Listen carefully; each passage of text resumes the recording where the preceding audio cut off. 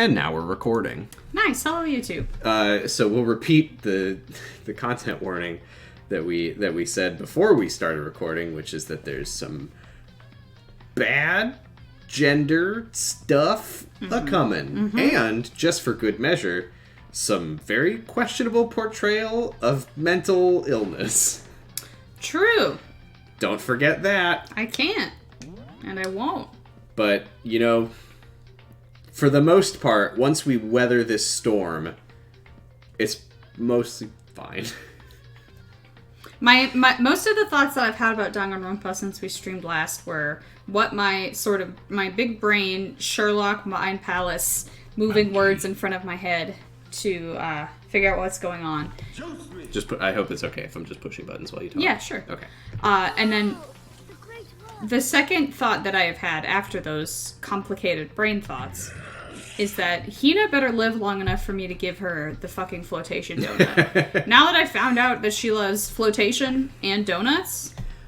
But is it not the greatest insult to give a professional swimmer a flotation donut? Probably, but it is a donut, so I don't see why she might find herself torn. That would be like giving a professional chef a blender. Hi, Morg. Hi, Morg. We can't make this joke. Let's load the game. Let's load the game. It's time. Do you want to fill up your water first? It scares me to see that little water. It's fine. Is it? It's probably fine. Is it? I don't know. Do you want to do stunts to go get more water? I'm fine. I'll do water getting stunts. I'll read in French. There's something odd about Toko's behavior. I do not think mere shock is enough to explain it. Whoa!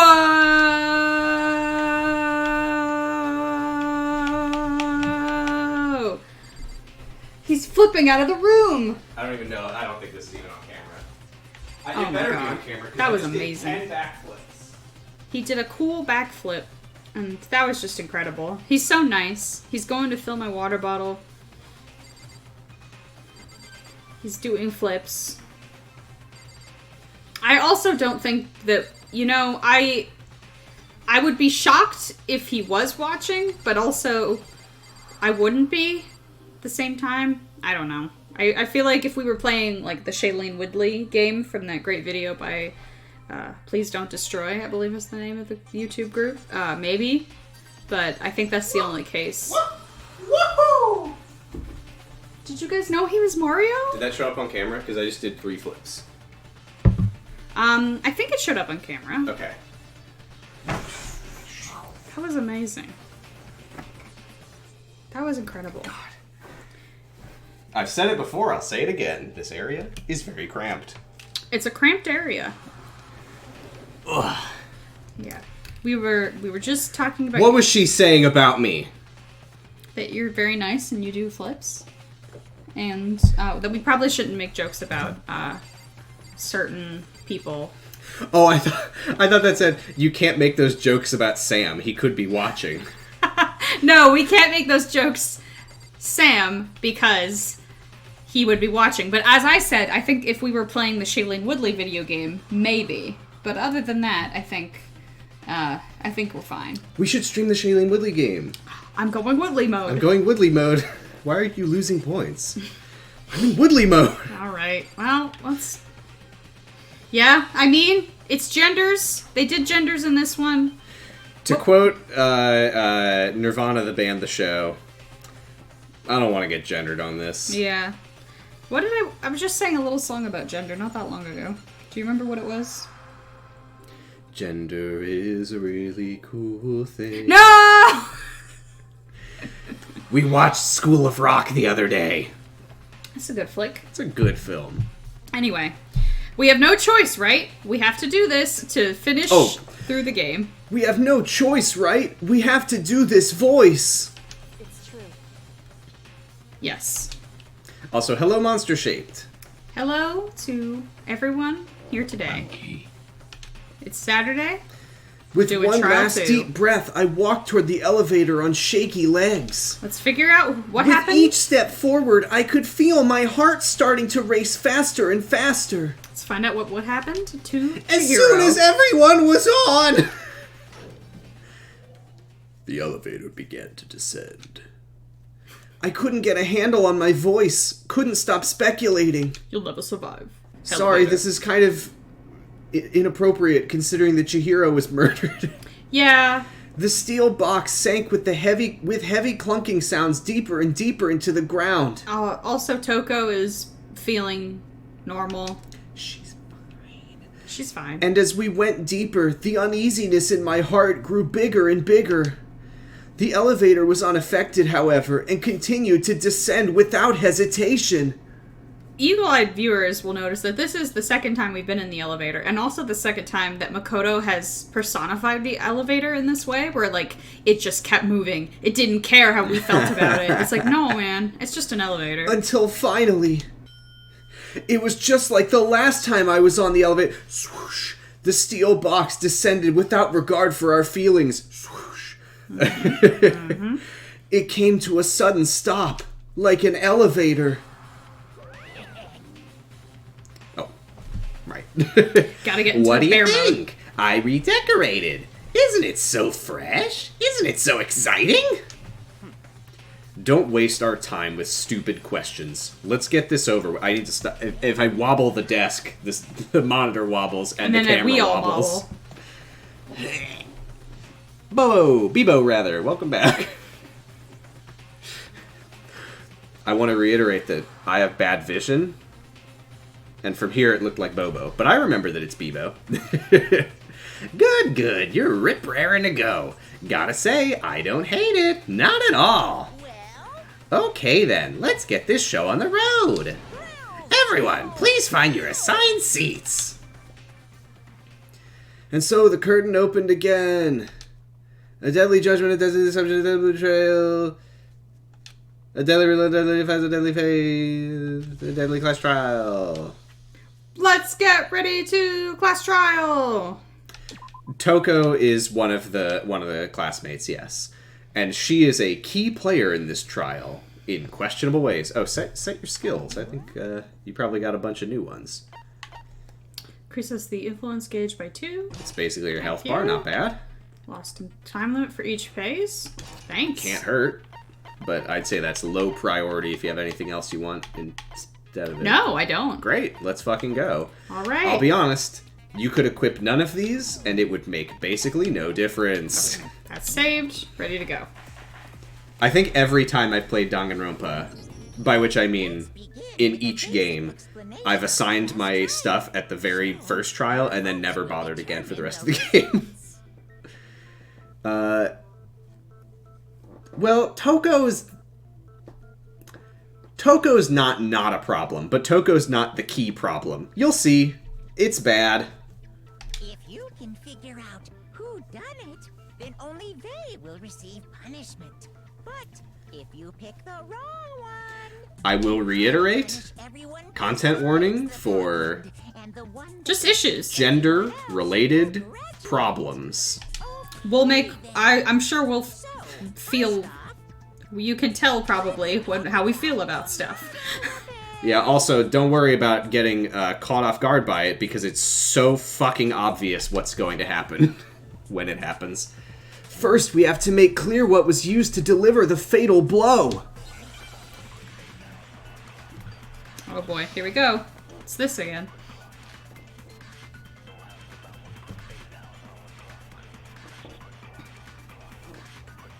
Chihiro's fatal injury.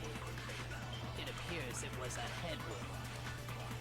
According to the Monokuma file, the killer used a blunt instrument. But what kind of blunt instrument could it have been?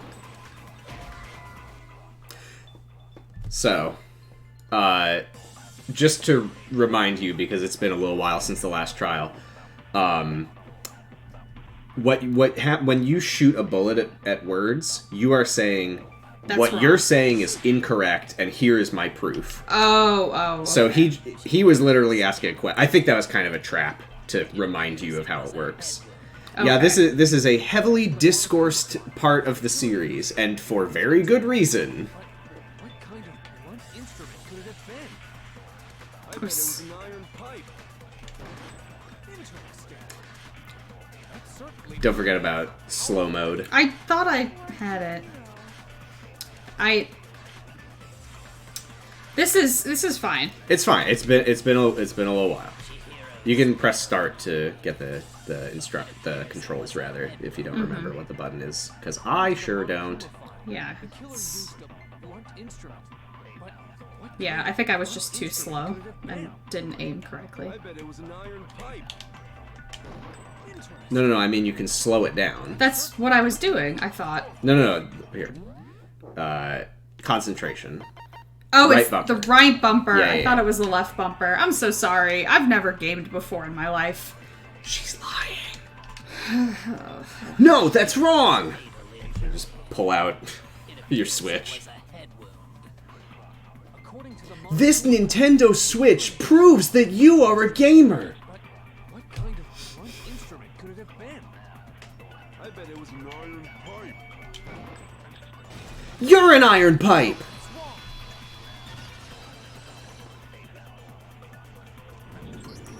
Agree that the object that dealt the fatal blow was the dumbbell found at the scene of the crime? It was covered in blood, and there was nothing else at the scene that could have caused that kind of injury.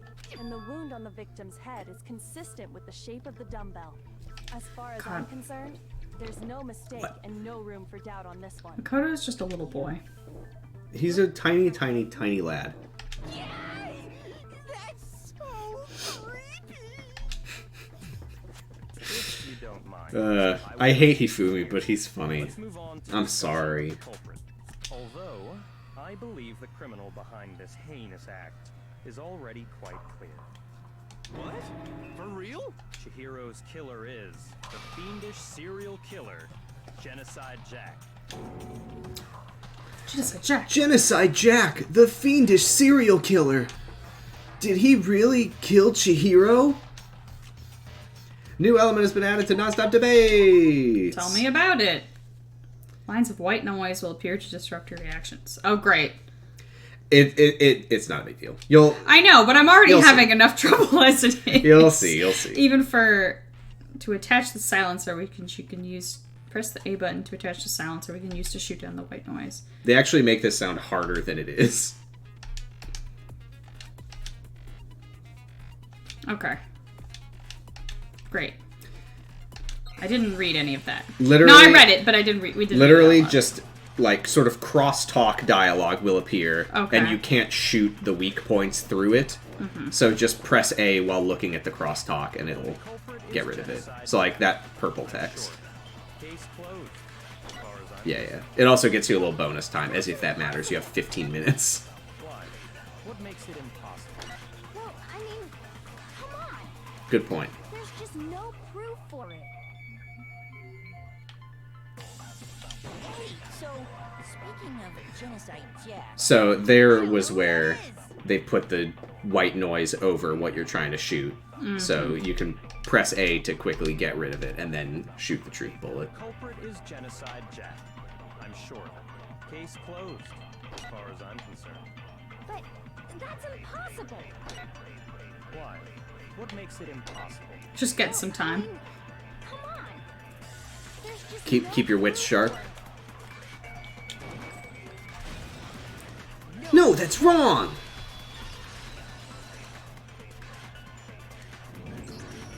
I might know one reason. I can never get over his voice.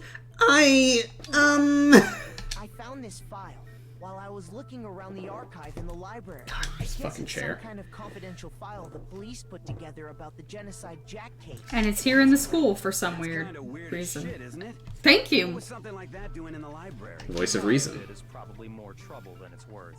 So let's forget about that for now. Great. More importantly, it outlines all the specifics of every Genocide Jack case in exceeding detail. According to the file, there appear to be two defining characteristics in every Makoto's voice? Genocide Jack case. He's First, Bryce that a Papenbrook, blood but I don't know vessel what else that is guy's at the done. scene of every murder. He's in a lot of stuff. That's right. Google it. Lust. Booblust. Booblust! Go, Blueblust! Who else is that man? But more important is the other characteristic. And it's something that has never been made public. Never made public? What the hell is it? Why don't you tell them? He's Eren in Attack on Titan. The other characteristic of every genocide Jack case which the world at large doesn't know. My Teenage Dream ended. Hello! Hello. What else is he in? I got it! Gotta get back In to every the past. genocide Jack case, Genocide the Jack. killer suspends the body in a certain way. Other Check, than the check, killer, check, check. the only people Oh, he's who know Zeppeli in this the are higher dub ups in of the police Phantom department. Blood. Hell yeah. Oh, no, sorry. He's Caesar. He's Caesar. In Battle Tendency. He's Kijin Shinokawa in Sailor Moon, whoever that is. Okay. So.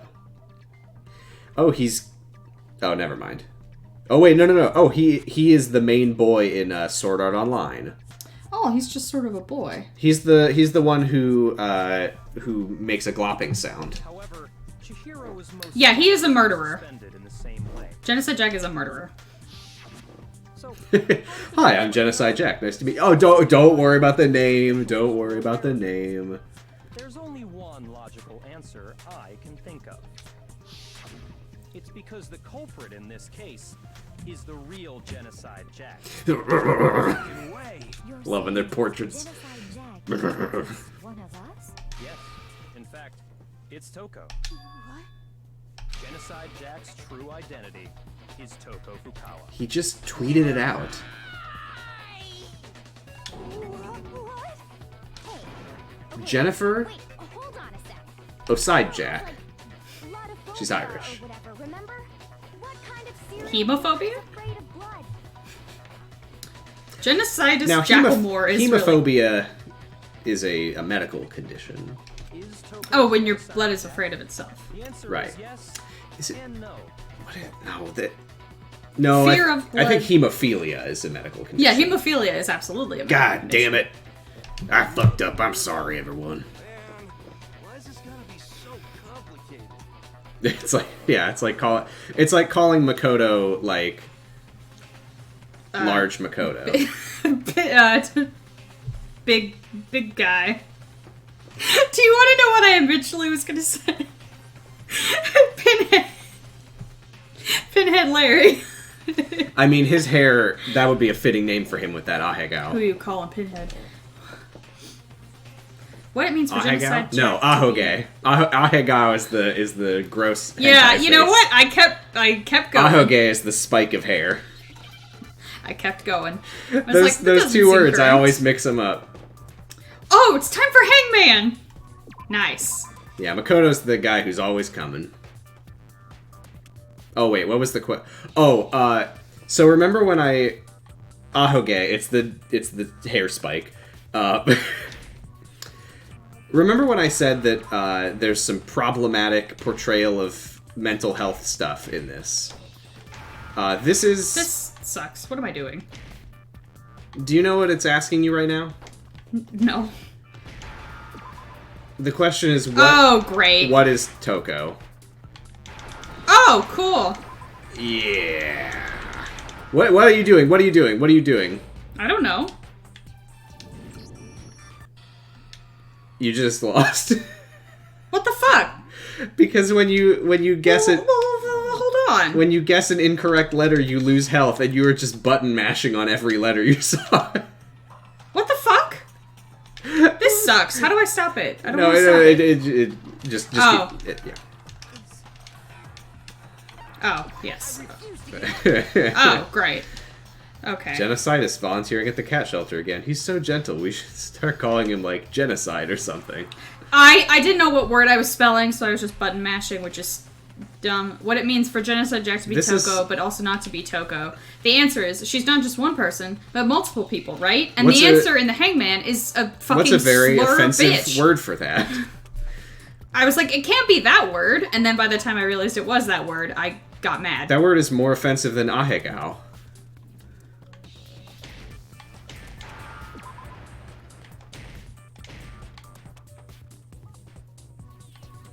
They call me a murderer because I'm so good at making feral cats relax and get comfortable with petting. That's nice.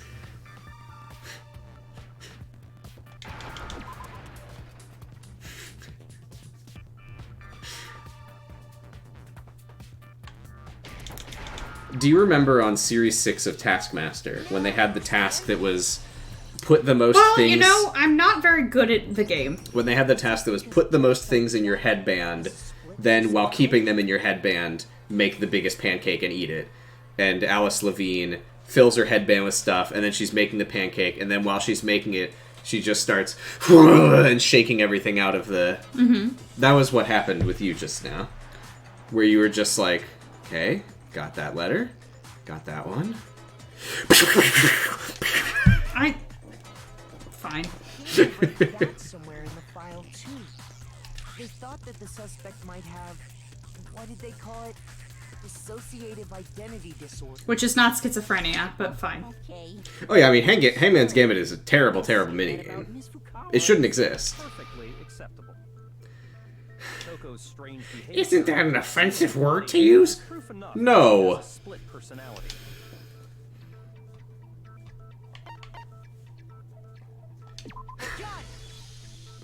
You're talking about how she started acting totally different than usual, right? It's really funny to me the fact that this is the game. Like, this is the game part of the game, and I'm just like, fuck, I don't know, fuck! This sucks, fuck! She saw Chihiro's corpse, and then Anyway. I mean, it is woke up. generally agreed upon to be the worst part of the game is the mini games of the trial. I'm fine. Yeah! Whoa, is that a dead body? Hey, are you dead? Yeah! She must have hit her head real hard when she fainted. It's when you're normal. The world has a front and a back, a top ending and a bottom, a sea of truth and a web of lies. I'm This is normal. quite concerning. I mean, she sounds completely different. She was acting funny, that's for sure.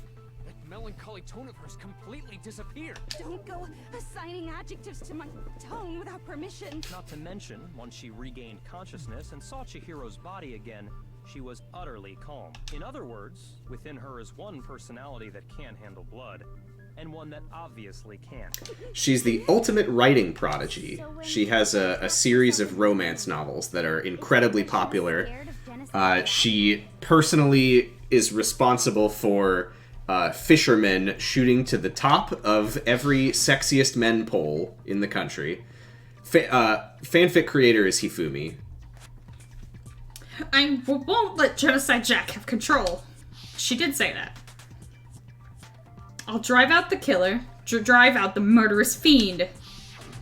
The reason she locked herself in her room wasn't to keep other people from getting in. It was to keep her other personality from getting out. It's so wild the way that this trial, they literally just are like, here, let's just get that out there. Just start with that. Even more people.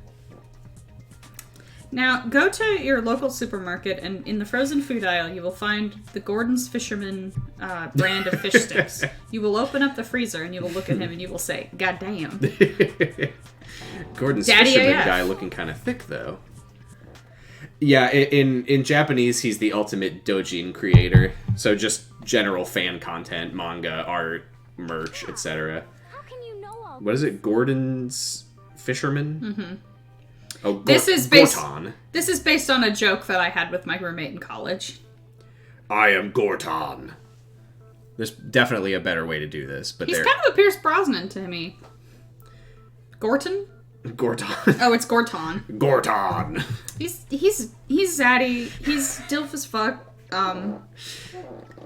Anyway.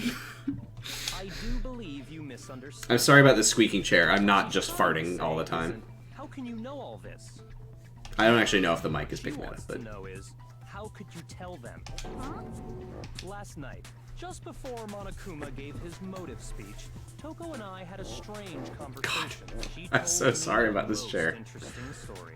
She said a murderous fiend lived within her, and she was afraid it could appear and attack at any time. Yeah, if he actually does fart, I'll tell you guys, like, specifically. No! Oh, okay. Is what what's caused her to have such a bleak attitude. Isn't that right, Toko? This is all a lie. Right, Toko? You said you wouldn't tell anyone. Damn. What? You promised. I can't believe you lied. You have only yourself to blame. You came to me with your tragic little story. I didn't ask you to. This is the real world, not some romantic fantasy fairy tale. It's the real world, which is why that somebody who has a dissociative identity disorder is a serial killer secretly. It's called heightened reality. But it's called heightened reality because it's nothing like reality. You said that as long as you were here, no matter what, you wouldn't let Genocide Jack kill anyone. But in spite of that promise...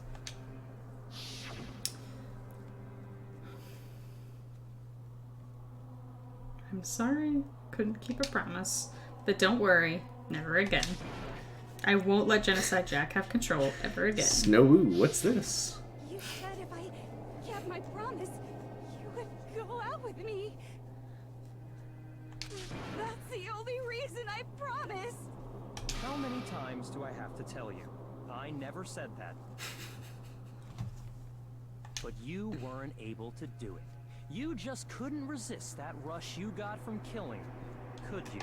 Now, hold on. I swear I tried to control it. But your efforts were useless. What a disappointment.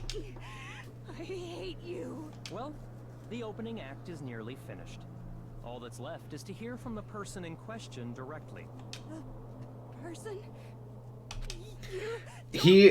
I love it though because everybody who does a Byakuya voice is always like, "That's right, I'm Byakuya Togami," but he really is just like, "I am the ultimate affluent progeny." Mm-hmm. Toko's body suddenly lunged backwards. A huge thud echoed across the courtroom, but in the next second.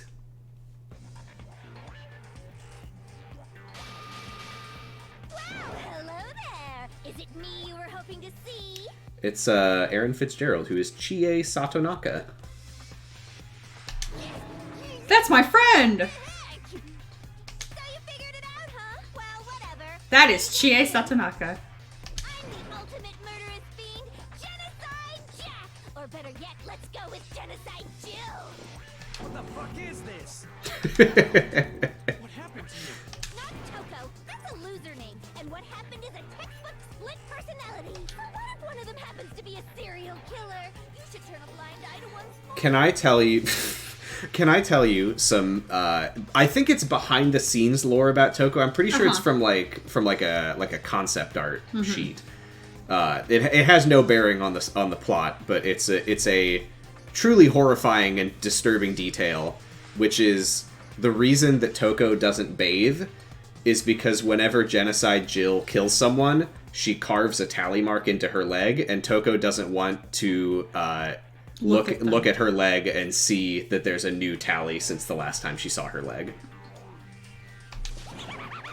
Pretty fucked up. That is very fucked up, my goodness. Like they say, sound in murderous mind, sound in murderous body. This one is so different from the one we've come to know. Yes, well, the world is composed of a front and a back, you know. Shout out to Sakura, who was immediately like, okay, this is different. Okay, got it. The person that we've come to know and the person who we're in front of us now are different. Okay, gotcha. Yeah, Sakura's just like, huh. I was ready to try to figure out who hit Chihiro with a dumbbell. Lives a little lie. But there's this is happening I guess this now. is happening now. Every dark and gloomy soul lives another that shines as bright as the sun.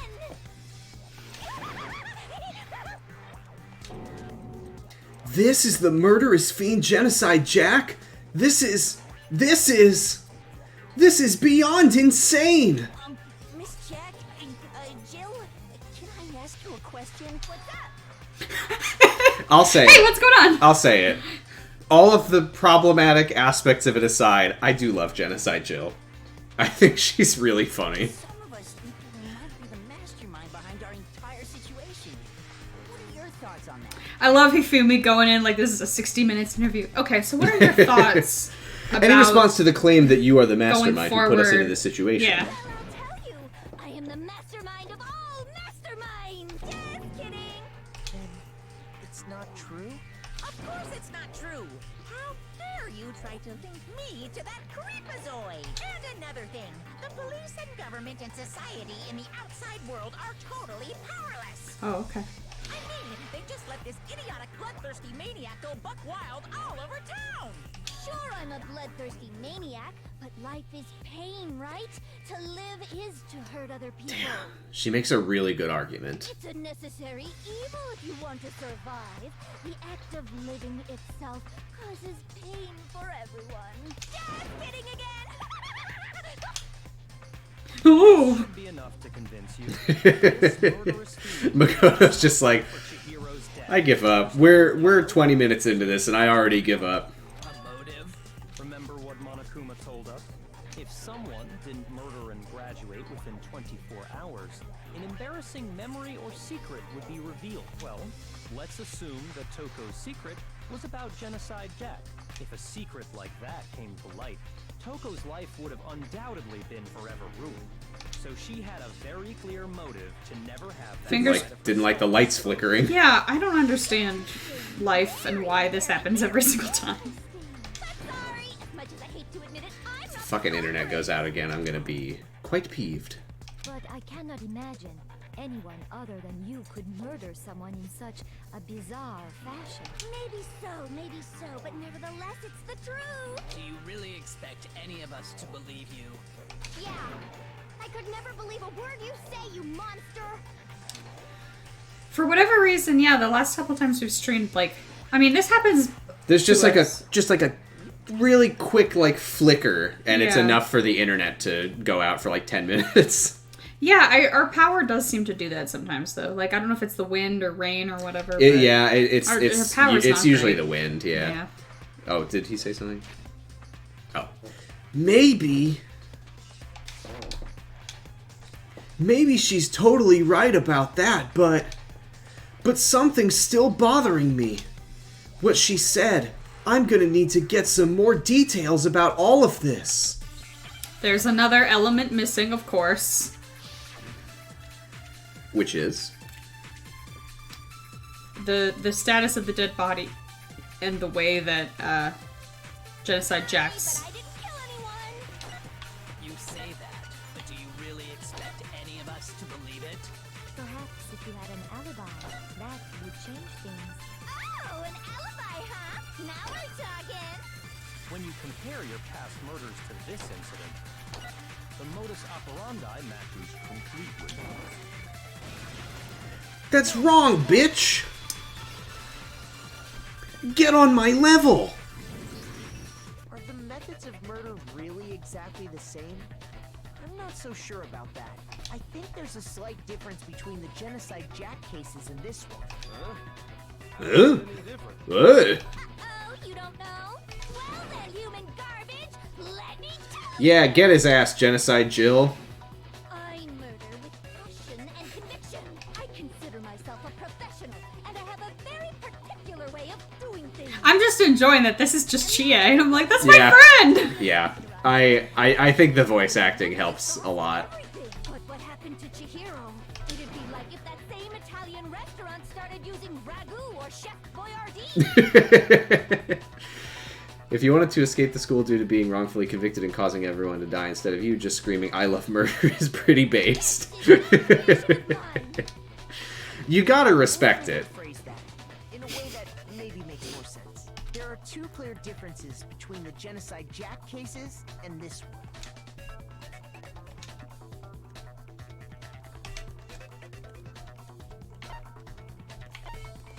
I got it! I got it! Right, she's right. She has a point. In the Genocide Jack murders, all the victims were killed the same way. Oh, like when you go to like the actual Wolfgang Puck's restaurant and it's not just the Wolfgang Puck meal that you get in the freezer aisle. But Chihiro died from a blow to the head, right? There's no way Chef Boyardee was a real person. I think he was a real person. Was he a real person? Or Googling to find out. This wasn't. It's not like a Betty Crocker situation. Yeah, he was a real guy. What? I knew this from life. I don't know.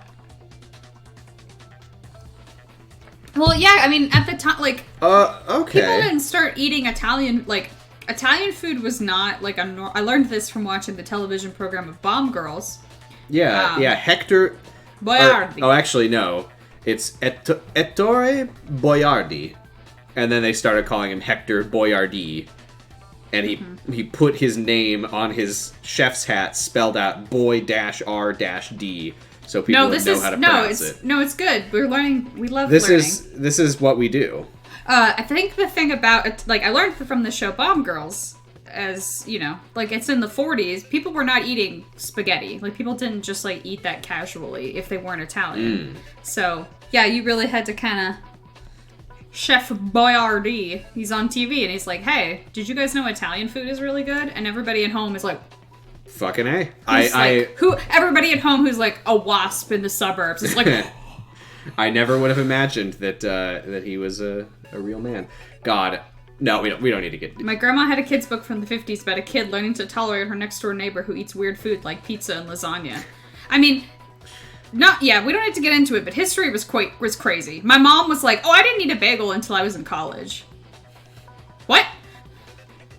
That's just what it was like. If you basically up until very recently, unless you grew up in a pretty diverse neighborhood, you just didn't have certain stuff. I mean, I don't think I had a burrito until I was in college.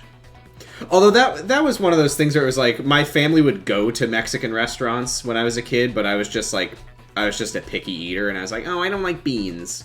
But yeah, I think it was just like you did at a certain point in American history, you just didn't have like the opportunity at all. Yeah, unless you had friends. In my case, I was just being a little bitch.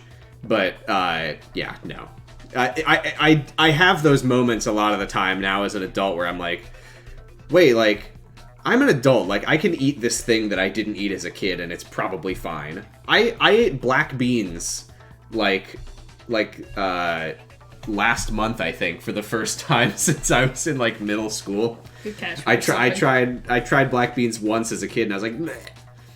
And then I had black beans again, and I was like, you know what? It's still not my favorite kind of bean, but it's fine. I still prefer a pinto. Can you confirm that you never had a bagel until you were in your 20s? I was eating bagels in the womb.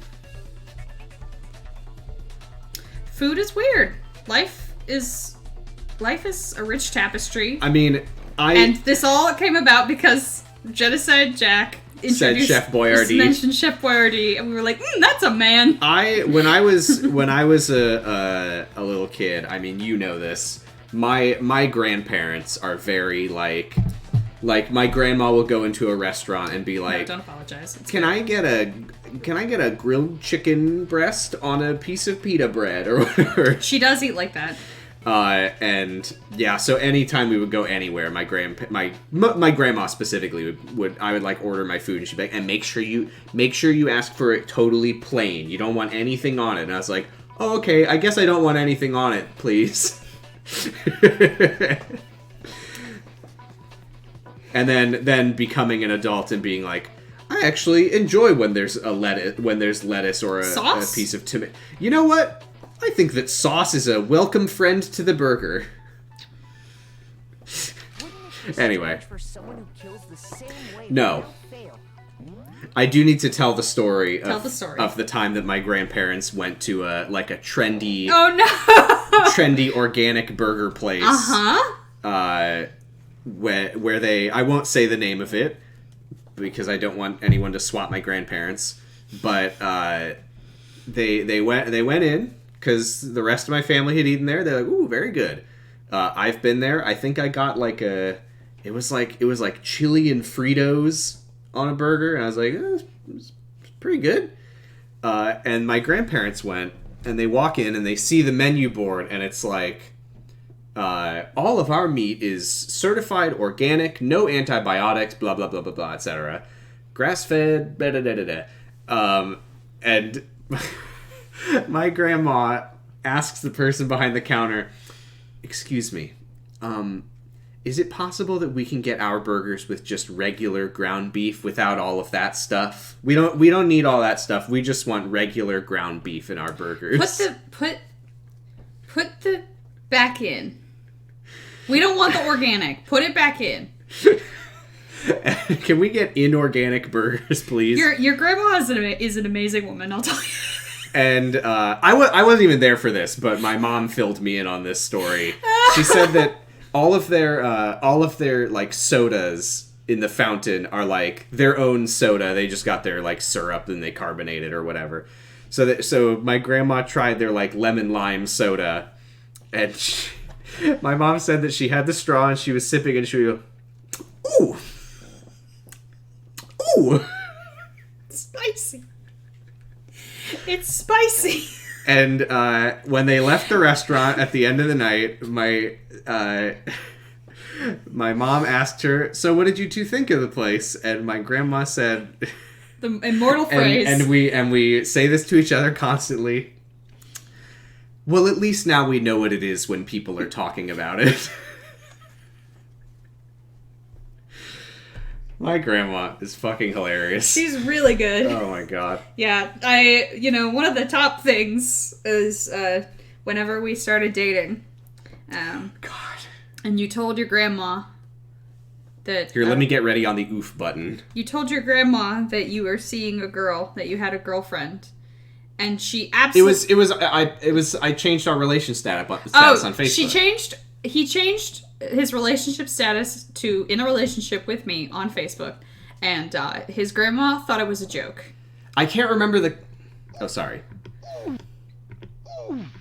I want that tattooed somewhere on me, honestly. Well, at least we know what it is when people are talking about it. Yeah, I don't remember if she, I think she messaged my mom, oh, was Sam joking? Right. She believes everything else I've ever said. One time I was on the phone with her, and it was when I was living with my older brother, and he had been sick at the time, and she asked how he was doing, and I said he was throwing up blood and bones. And she was like, "Oh no." But I posted on Facebook that I had a girlfriend, and she was like, "Good one, Sam." That's a good joke. Anyway, let's carry on. I guess we should carry on after that diversion. But also, fuck is your grandma? God. Just a class act lady. She is a character. I don't know. He's a wonderful young man. Believe me, I'd love to know, but I also don't want to know. I told her once when she asked how my new job was going a few years ago. She said, "How's it going?" I said, "Oh, it's great. Everyone loves me. They give me high fives every time they see me in the hallway and tell me what a special boy I am." And she later talked to my mom, and she's like, "That's so great that everyone at Sarah's job is always giving you high fives." She's turning 80 in January, and I can't wait to go hang out with her for her birthday. Oh my god. Stream with your grandma. Oh, Jesus. Anyway, there's another someone detail, was murdered. That Chihiro's death and the deaths that Genocide Jack does. I'm not calling her Genocide Jill, sorry. That's right. In my well, recipe of fine. murder, if the bloody message is the tortellini, Again. then the arrangement of the body would be the pesto sauce. That sounds really good. Please stop talking about spaghetti. We're trying to play a murder game. It's not spaghetti, it's tortellini. Please stop about Italian food. Please, I was gonna have tortellini with pesto sauce after this. That would be a great comedy moment if two people were playing the game on stream and one person was eating while they were watching the game being played, and you're eating tortellini with pesto sauce, and you're advancing the dialogue, and you're like, I was thinking that they were gonna after the trial, they're heading back, and they're like, "Man, I'm hungry. Do you guys want to make some tortellini with pesto sauce?" Just everyone cooking together. They're just looking at everybody like, well, we're doing this, huh? That's right. The second difference is related to how she was suspended. In the photos of the other Genocide Jack cases, all the other victims were stabbed through their hands. pregnant her with an extension cord. Killer used to suspend. It was so. You know what? We were joking about it being some kind of spaghetti noodle. So I guess it was Genocide Jack after all. What is your point? Well, in all the previous Genocide Jack cases, something else was used to suspend them. I've never played Doki Doki Literature Club, but I'll take your word for it that it does that. Or like a what's his face? Gray Fox? Psycho Mantis in Metal Gear, who's like, so you like to play Castlevania? Are you aware of this? I am not. Oh my god, it's on the I think it's on the GameCube version of Metal Gear Solid. There's a boss who like reads your memory card and is like, and he's like, how many times have you died or whatever? He's like, so, looks like you're not the best at playing video games, despite your love of Castlevania. That's so insane. Oh, he does that on the original, okay. That's so nuts. That's Kojima. But that's Kojima. Why didn't they do that in Death Stranding?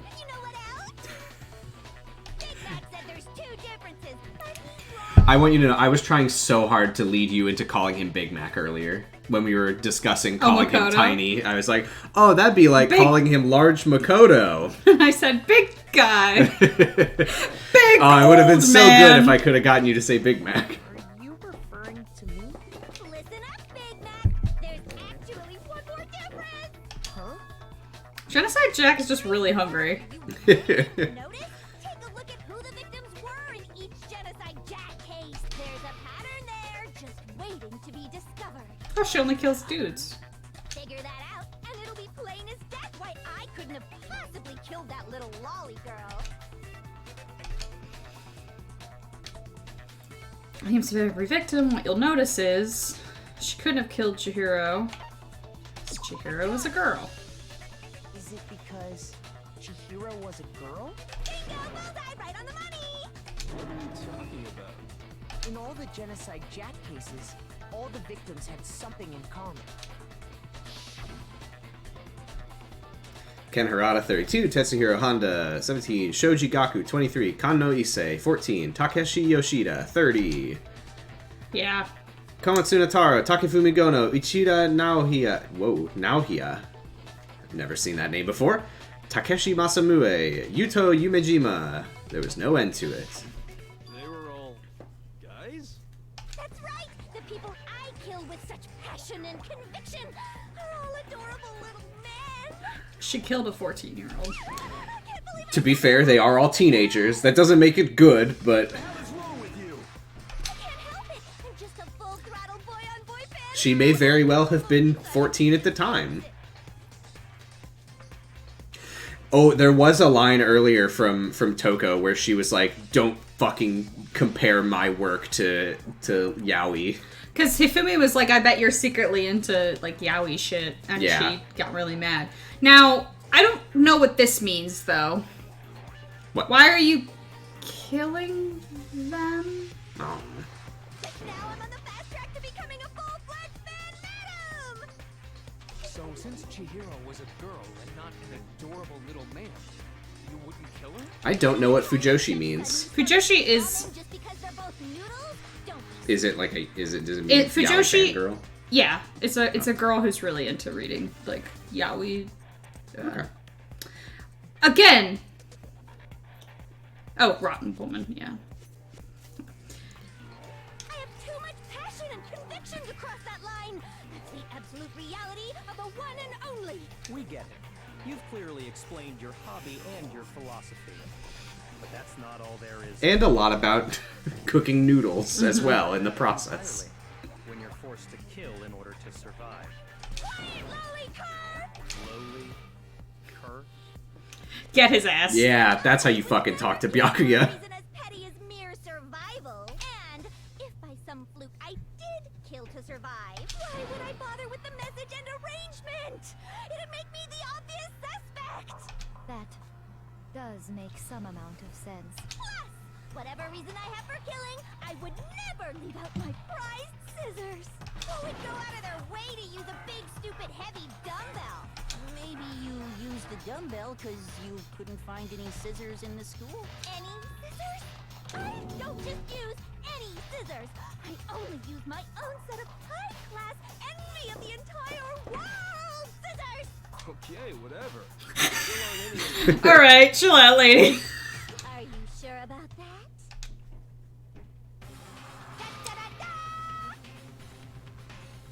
Okay. She's fully equipped. That's right. So I can kill anywhere, anytime. Why would I resort to dumbbells or rope when I have my trusty scissors by my side? Go ahead, tell me I'm wrong. You can't, can you? Gutter dogs, all of you. Not to mention, I have no clue how to tie a good knot. The rope's totally out of the question anyway. Yeah. I love this. You know what? There's a lot of problems with the second trial, but I love that everyone's just like, fuck. Wait, so you're telling me that if it's not her, then somebody else did it? And that means that we all have to go on living with this fucking person? Can it please be Toko? There is one person. One person who could have copied the genocide Jack cases. Huh, I wonder who that person could be. Taka! Oh, I was like, why am I skipping over? It's Monokuma. Monokuma! Here's my answer. Here's my answer. Byakuya, it's possible you could have found out, isn't it? You'd have no problem gaining access to classified government documents or internal police records. Plus, you'd already looked through the Genocide Jack file before this all happened. Are you saying Mr. Togami did it? Makoto? Makoto is the ultimate lucky student. He won a lottery to get in. But he's just a regular, degular boy. He's a regular boy who is pretty good at detective work. Oh, Byakuya is the ultimate affluent progeny. He's the heir to the Togami Empire. It's a huge business organization. I don't remember if we ever find out what it actually is. Just know that it's big business influential family. He rearranged the scene to disguise it and make it look like I put my stamp on it. The adorable glasses man was behind it all. Oh, I'm on fire! Well, Byakuya, what's your response? I see. So now the suspicion falls on me. Good rhyme. I must ask, when would you say I began acting suspicious? Surely you must have an answer. Looking back and thinking about it now, the way you were acting right before we discovered the body was a little strange. And the locker rooms, they're suspicious. Very suspicious indeed. Wouldn't you agree? Huh? Suspicious? It seems nobody searched the locker rooms. Let's start with the girls' locker room. You wanted to go to the girls' locker room right away, right? But since you're a guy... Maybe I'm just a horn dog. Did you ever think about that? What you want to say? The victim was Chihiro, a girl. Hence why I said we should check the girls' locker room. Nothing strange about that, I'd say. On the contrary, there's something very strange. We didn't know it was Chihiro who was dead. What's so strange about it? Go ahead. Share with the rest of the class.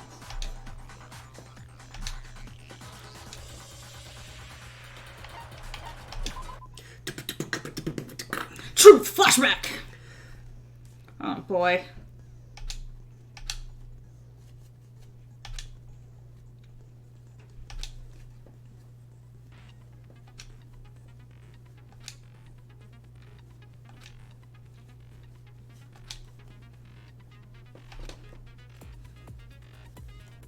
We'll see. In this case, though, I will say if you don't use a flashback, you won't be refuting anything. It's usually pretty obvious when you need to do this. Okay. You say that, but I did fail at Hangman. Well, that was... You were having a moment. It's fine. So, you said Byakuya was acting kind of weird before we found the body. But he was acting weird...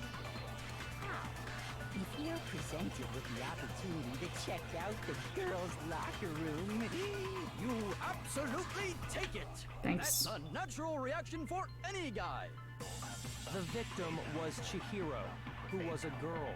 So, of course, I would suggest we check the girls' locker room first. There was no time. That wasn't me nodding in agreement. That was just me enjoying the music, for the record. What's so strange about that? You wish you'd taken me with you. Okay, so basically what you need to do with these flashback things is essentially imagine that one of the yellow phrases is a truth bullet that you're going to fire at something else. And you hold Y to, like, suck it up into your gun. I see. Yeah, that's what I kind of thought. You can fast forward through this. I don't know how to do that. B. I'm afraid to do that. That's fine. The victim was Chihiro, who was a girl. So, of course, I would suggest we check No! first. What? No, I'm reacting to the chat. I'm just enjoying the music!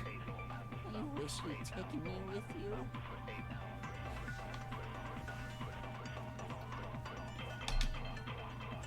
Doesn't make sense how he could know before he even found it. So, you said Byakuya was acting kind of weird before we found the body. So think of it this way. The victim was Chihiro, doesn't contradict before we found the body, but... But he was acting weird. How?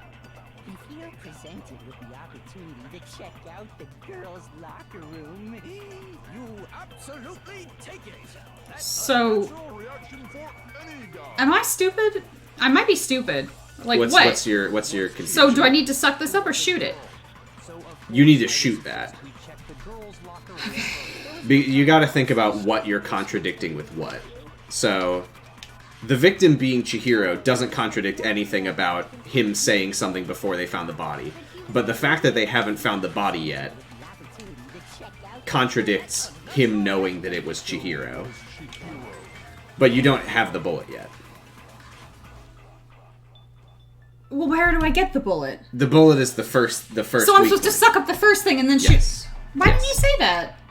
I thought that was what I was saying. No, that's not what you were saying. Well, I said that you need to shoot the next bullet. Or the next words. But whatever. It's fine. We got it now. Yeah, so any yellow phrase can be flashbacked. That's the X. Great. I'm sorry I'm so bad at this.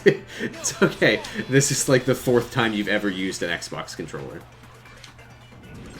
No, it's not the X. It's so strange. whatever. Because up until we actually discovered the body, we couldn't have known who the victim was. So your claim that you went to the girls' locker room first because Chihiro was the victim doesn't hold up. I see. That's a good answer. Good answer. Good answer. Oh. But your reasoning is still too weak. Sorry, I got too excited. What's wrong? Is that it? Surely you've got more than that. Go ahead. Show us. It's like he doesn't even care. Oh, sorry. I've got him cornered, but he's acting like it has nothing to do with him. What's the matter? You're not finished already, are you? There must be more to it. There is. I think. There is more to it. Think about it. We just talked about the differences between this case and past Genocide Jack incidents. The proof you're looking for is hidden in there. Oh? Proof that I'm the culprit, you mean? The differences between this case and the other Genocide Jack murders. The evidence that proves Byakuya is responsible is hidden in there? What could it be?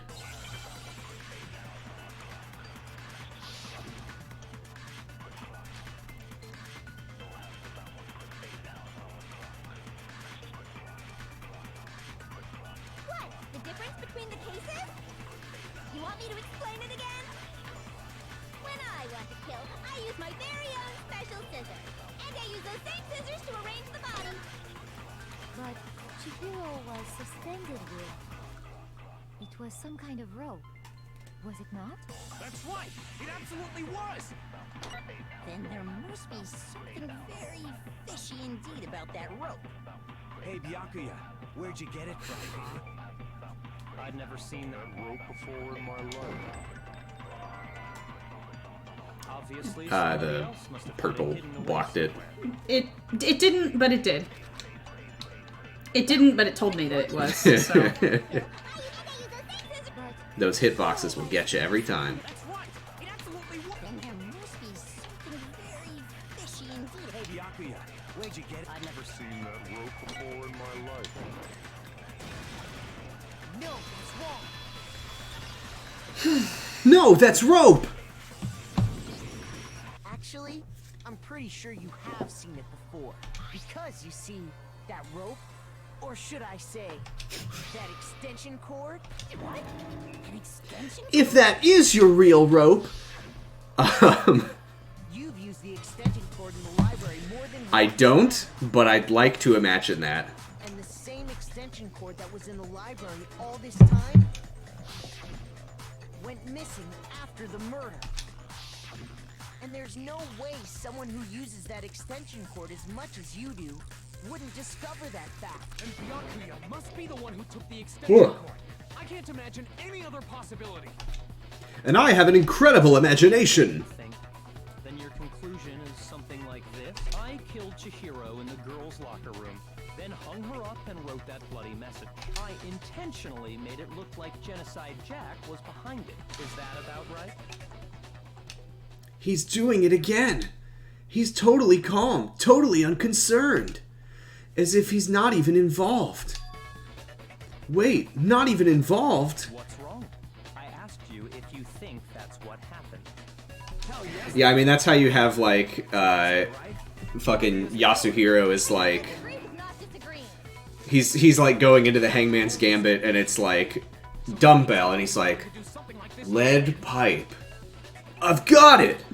It was a lead pipe! Sorry, but could we hold on just a second? I think we need to talk about this a little more. Do we really need to? We've already decided who did it. I know, but still, there's something that's still bothering me. Is that right? And what, pray tell, is still bothering Fucking me? douche. I killed her in the girls' locker room, then disguised my crime. Specifically, I dressed it up to make it look like it was the work of a homicidal psychopath. What about all that bothers you? Wait, what was that just now? Something's not right. Chihiro's body was definitely found in the girls' locker room, but does that mean... Can I really just accept what Byakuya said as the truth? No, I don't think so. There's definitely something off about what he said. I got it! You say you killed Chihiro in the girls' locker room, right? But are you sure about that? Isn't it possible that the murder took place somewhere else? How disappointing. There's no staff. Yeah, the premise is that they basically, like, they walk in for their first day of school, they all go, whoa, and then they wake up in the murder school, and there's nobody else but them and the bear. What question is that? Even in the world of disappointments, this is a true letdown. She was found dead in the girls' locker room. There is absolutely no question about that. How could the scene of the crime have been anywhere else? Well, I think it's entirely possible that she was killed somewhere else, then carried there later, along with the rest of the murder scene. The rest of the murder scene? Oh, we disconnected. Alright. Ooh. Are we in? Let me see if I can post.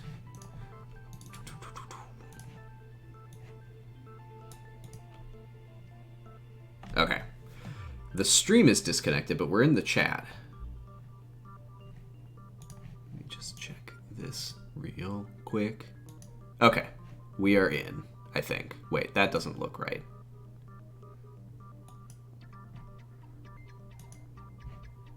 She is disconnected. Time to reconnect.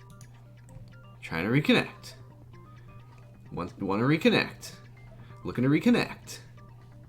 Reconnecting. Reconnecting for free. Well, let's just say our secrets while we're online. Oh wait, is that Are we back? Did we reconnect? Let me see. We look back.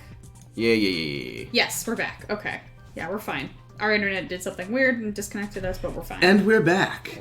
So, yes, the rest of the murder scene? That was awfully specific. Please tell me you have a reason for saying all of that.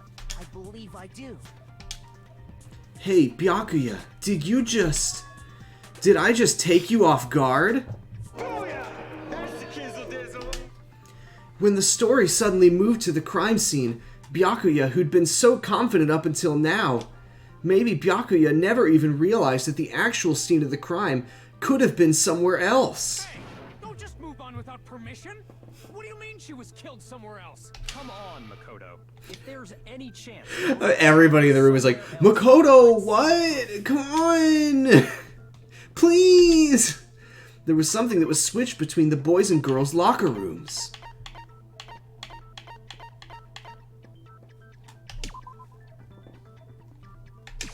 I got it! It was this very interesting poster. What else is the poster that's hanging in each locker room? Your proof is some posters? The poster in the girls' locker room was a picture of a big-boobed supermodel. The way he says, a big-boobed supermodel. Locker room have a poster. Mark, hello. I bet those massive jugs of hers were totally fake!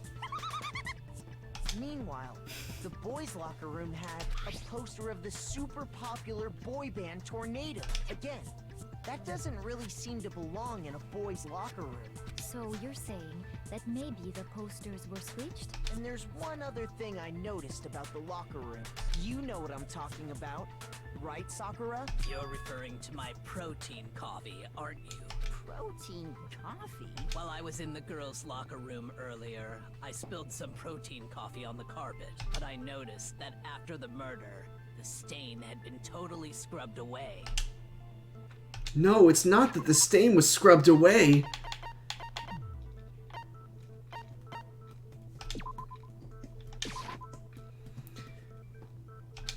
You had the right idea, but wrong specific bullet. Oh.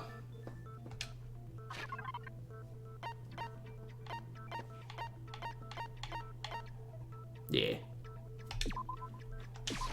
I don't know why they have a switched posters bullet, but then one bullet for each carpet. That's weird, but yeah. Oh yeah, if it's not obvious, we are screeching towards Gender. the it. Then, does that mean that the carpet was switched too? I think she said it was like protein powder with coffee mixed in with a glass. Yeah. No, that's cringe! To move the murder scene from one locker room to the other.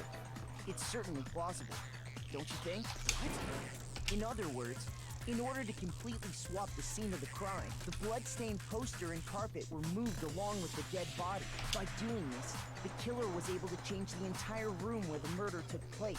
I can certainly follow your reasoning. You know, Why would I was gonna say you gotta hand it to Makoto for being so observant, but on the other hand, I don't know that Makoto deserves anything for this. I feel like everybody else is just really, really fucking dumb. go through all that trouble of switching the scene of the crime? Actually, an even bigger question. If the murder did take place in the boys' locker room, then how did Chihiro get in the boys' locker room in the first place? To get into the locker rooms, you have to swipe your e-handbook across the card reader device, but Chihiro's handbook should have only allowed her access to the girls' locker room. She had no way to get into the boys' locker room to begin with. No, she did have a way, and I can tell you what it was. I highly doubt that. Shut up! I'm telling you, I know how she could have done it. Is he right? Could Chihiro really have gotten into the boys' locker room somehow?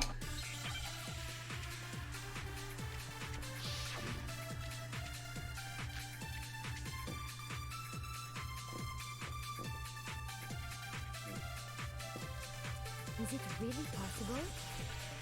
Could Chihiro really have gotten into the boys' locker room somehow? Ah! I got it! She must have hacked her e-handbook. She was the ultimate programmer, after all. I'm sure that would have been no problem for her. No, I don't think that's it. She used the thing that was in the main hall. Huh? What thing? I'm talking about Leon's handbook, of course. No, what's wrong?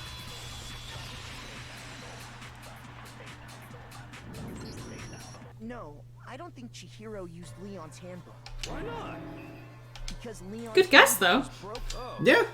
Well, then, yeah, I hate to ever hand it to Yasuhiro, but... By how quickly you gave up. Did we fucking reconnect again? Or disconnect again, rather?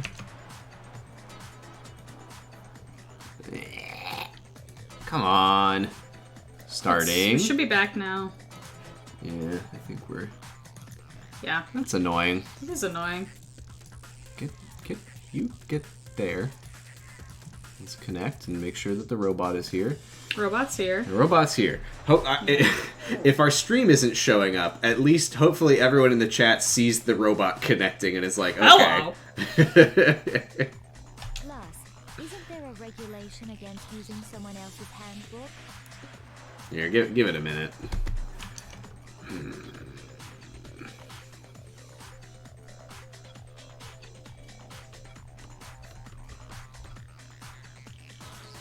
Okay, I think it says end stream instead of reconnecting, which I think means that we're fine to continue. Okay.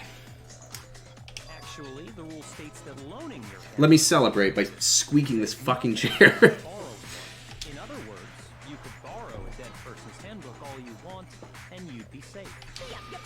Hit the nail square on the noggin. Of course, if it were broken, that wouldn't make any sense anyway. So then, she must have hacked hers, like I said. She used her ultimate programmer skills and... Psst. You can't fix an e-handbook. The instant you open one up, a security buzzer starts glaring. So, if she didn't use Leon's handbook, and she didn't modify her own handbook... Maybe Mr. Naegi's initial assumption is just... wrong? Oh, is Twitch having problems? Got into the boys' locker room. Alright, well now I'm concerned. I mean, the chat's working, so... No, we're Alright, connected. we're okay. Yeah, that might have been a Twitch thing. Yeah, maybe Twitch is just being shitty right now. Okay then, I vote for Byakuya. Can we just hold on? Is that it then? Chihiro was killed in the girls' locker room and Byakuya's the one who did it? Really? But still, I don't know what else I can do. Hold on a second. I agree with you, though. I think you're on the right track. Thank God for Kyoko being the voice of reason, because everyone else is like, okay, well clearly the scene of the crime was changed. Like that, there's no denying that. That definitely happened. But let's just move past that. Sure she couldn't get in. There's still one other way she could have gained access. What? What are you talking about? Although I am now about to take my credit away from Kyoko because this shit sucks. I'd like you all to come see something. Wait. Just what do you think you're doing? Don't worry. This'll make the whole trial more exciting. We handed one it to Kyoko, and now we're taking it right back. For real? Now then, what is it you want to show us? It better not be boring or I'll be very unhappy. Oh, I have no doubt it'll meet your lofty expectations. So, shall we go? So before I even knew what was happening, the class trial had been put on hold to do something that I'm sure is going to be perfectly fine. We headed off with Kyoko in the lead, and where she took us was...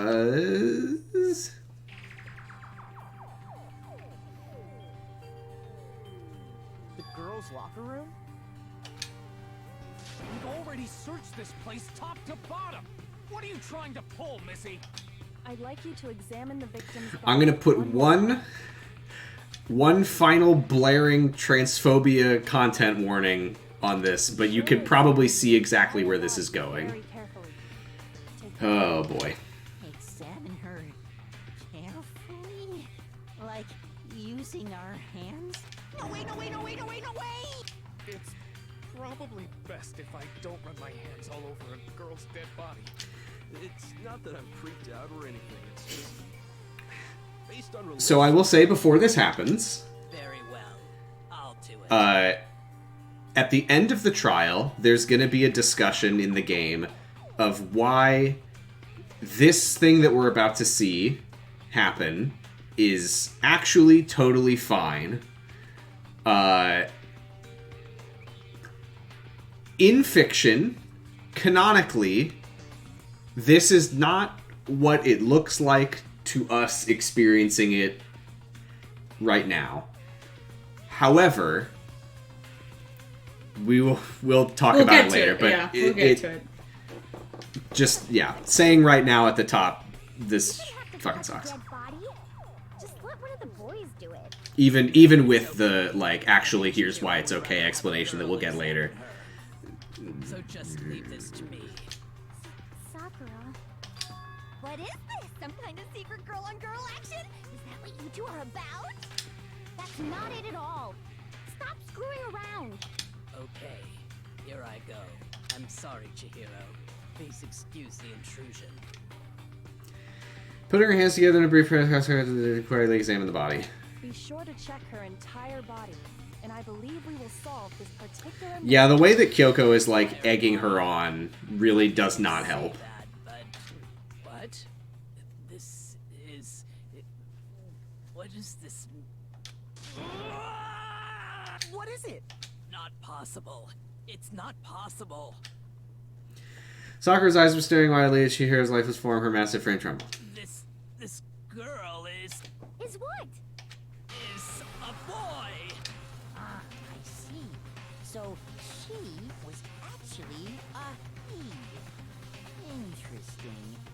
Thank you for confirming this fact. What? You're joking, right? I wouldn't joke about I mean, I would be fucking pissed too if I was Sakura. Like, Jesus Christ, Kyoko, why did you want me to do that? That's fucked up. Chihiro was a guy?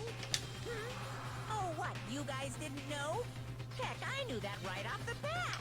Chihiro Fujisaki was totally a guy. He was a cross-dresser? Oh, I'm really on fire! I wish I had killed him! So that's what Kyoko wanted to show everyone, huh? Okay, I wanna say right now, just at this point, to, I guess, soften the blow in a way, it is a canonical fact that we will get to later that no, Chihiro is not transgender. Chihiro personally self-identifies as a boy, but disguises himself as a girl for reasons that we'll talk about later. So if you take this story and you say, and you imagine that it was written in a world where trans people do not exist and never have, then you could say, an interesting twist. But that is not the world that this story was written in. So it's fucking gross. Oh yeah, absolutely. Yeah. Because it was written by human beings. Yeah, like, ignorance of reality is not really a great excuse for writing an extremely gross twist.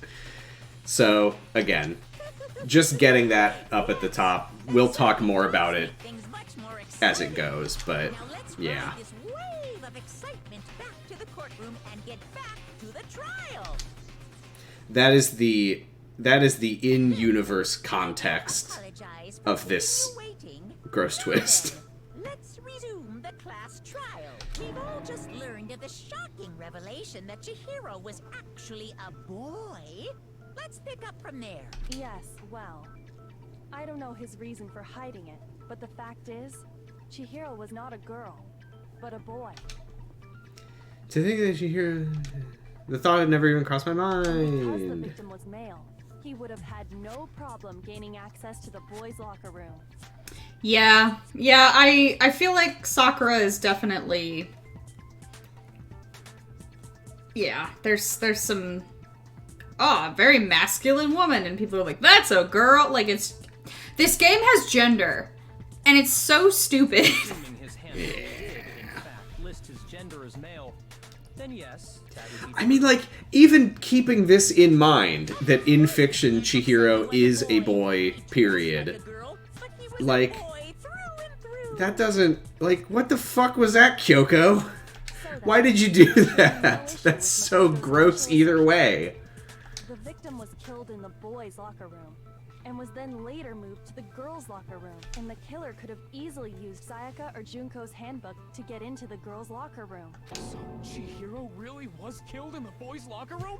I still don't understand the motive for moving the body, but yes, that does seem plausible. Well, I must admit, I did find it rather odd. I knew he felt a little off. There was a certain incongruity to his female body. No. Shut up. Literally, what are you even fucking talking about? Byaku's just like, yes, I suspected as much. Also, you know, we were having a lot of fun with our Chef Boyardee conversation, but the fact that Genocide Jack is canonically like an insane like Fujoshi who is like, I love killing gay people and people who are gender non-conforming. Isn't this awesome? Yeah, I mean, just killing boys because of my weird gay fantasy thing? Let the record show that at no point was Genocide Jack ever not a monster. I know, but it casts this whole situation in an even worse tenet. That there's just somebody in the back like, ooh, ah! Like, that's, like, you can ooh, ah, scary because Genocide Jack is a killer. Yeah. But the fact that it's ooh, ah, I'm horny for this gender-specific situation is just like, fuck off. Yeah, I mean, Shut up. I don't think it was ever supposed to be implied that she's killing gay men. No, I think she's like, oh, I kill, like, beautiful young men and I'm into, like, boy stuff. Yeah. Because, okay. Yeah. I do want to say once again, fine, whatever. This is the worst storyline in the entire series, and we're it's all uphill from here. We're weathering it. We still think you're the killer, remember? Very interesting. This has become very interesting indeed. He's off in his own little world. What about you, Makoto? After everything we've learned... Please, call me Big Mac! Well, without a doubt, Byakuya is the one that made Chihiro's death look like Genocide Jack did it. But I think he might not actually be the killer after all. But aren't you the one who accused him in the first place? He just seems to be too easygoing about all this. Like he's enjoying us solving the mystery. The way he's acting, it makes it seem like it doesn't have anything to do with him. And you think that might be because it doesn't have anything to do with him? Plus, the evidence he left behind was a little too... how can I put it? Overt. He consciously chose to use the extension cord, knowing it could connect him to the murder. At least, that's how I see it.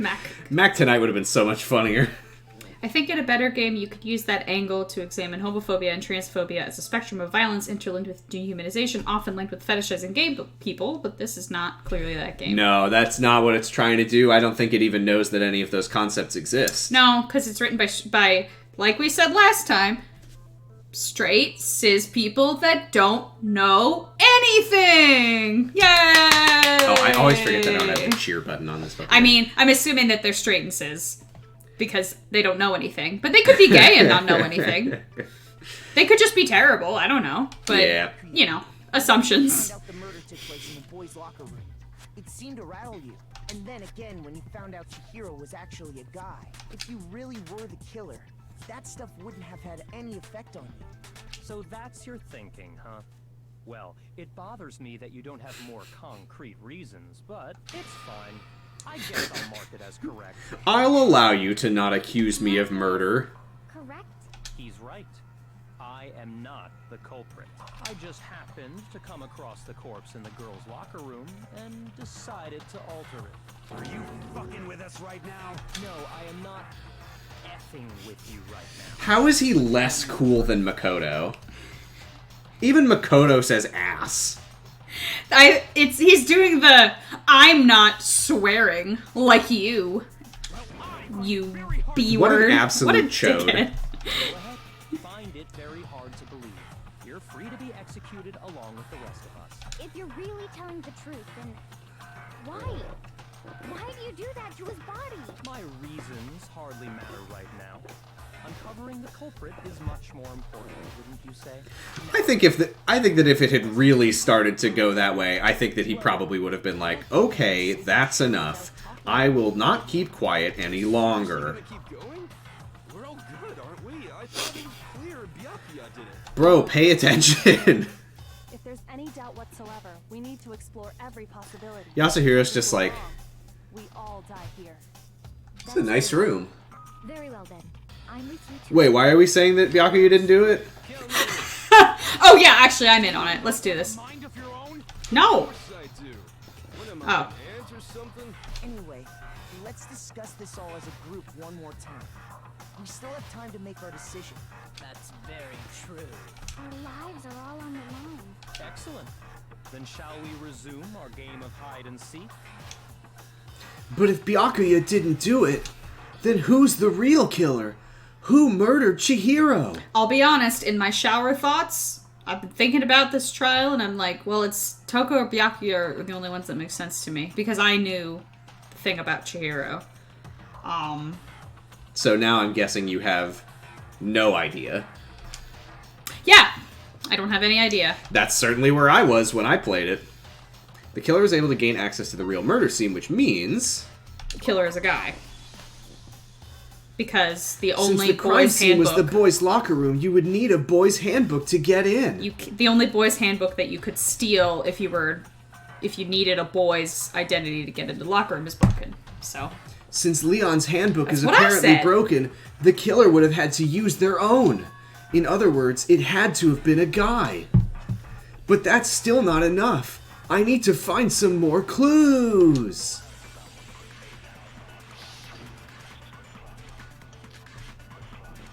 There's just a big paw print on Celeste's account. A clue! A clue! Isn't there a single clue that might lead us to who did it? Well, clues are one thing, but did nobody get a look at the killer? I'm sure if someone saw the killer, they would have said something by now. Perhaps someone saw the victim at some point. Even that might be enough for now. Yeah. All we need right now is any kind of new info. Before you shoot that, let me ask you, what's the contradiction? Okay. It's not contradiction, it's just evidence. You want to know who saw the victim? The killer! And only the killer. Ooh, that was close. Thread the needle. Anyway. I believe someone else. Makoto's just like miming an imaginary gun, and he's just like, Now that you mention it, yes.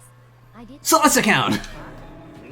Oh, but I suppose only Makoto knows about this. Makoto. The rest of you had no idea, did you? That is why you're all making such ugly noises. Whatever, just hurry up and It was last night. Same Taka. Before nighttime, I saw Chihiro in the dormitory warehouse. I saw him stuffing a track jacket into a duffel bag, and then, I assume, he headed off to exercise. A track jacket and a double bag?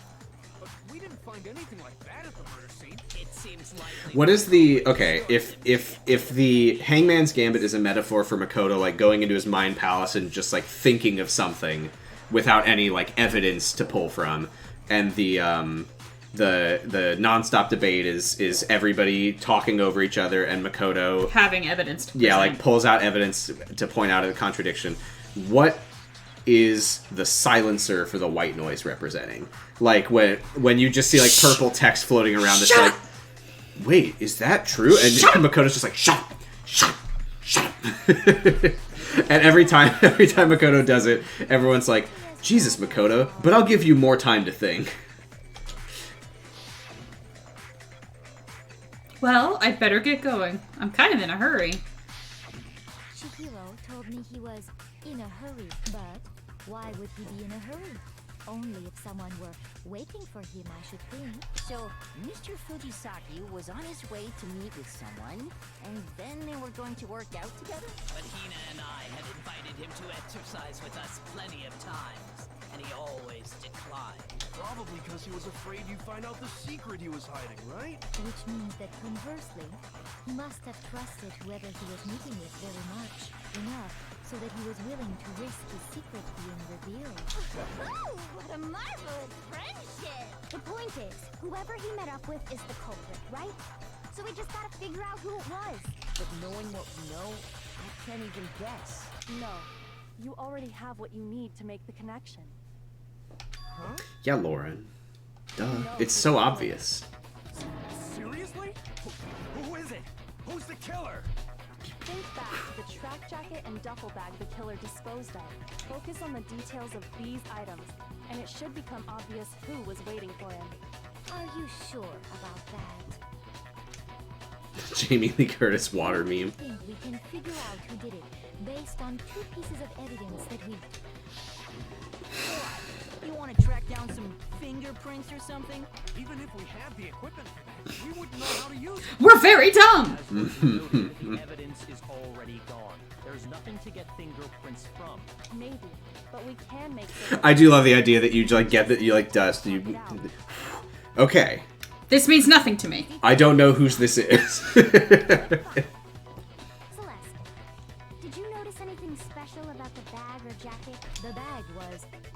Although I guess then you would just get everybody else's fingerprints. I just imagined the killer just being like, "I'm not giving you my fingerprints. What if it's me?" Can't imagine what would make it Airtight. special.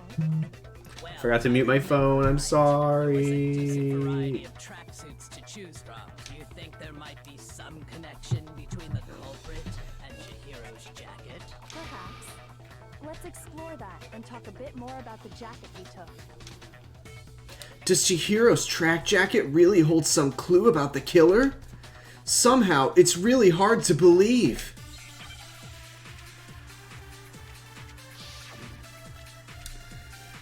Oh boy.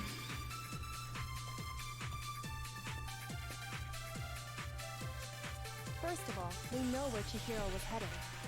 He was on his way to go exercise.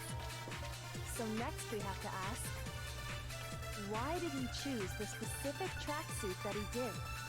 What do you mean, the specific tracksuit? I got it! He picked that tracksuit because it matched the one the culprit was wearing. So, what you're saying is, the killer was wearing the same blue tracksuit as him? Should I suck that up? My tracksuit is black. Go ahead and just shoot that off wherever. Oh. Exercising sucks. I have a white tracksuit personally. I got it from the warehouse, if you must know.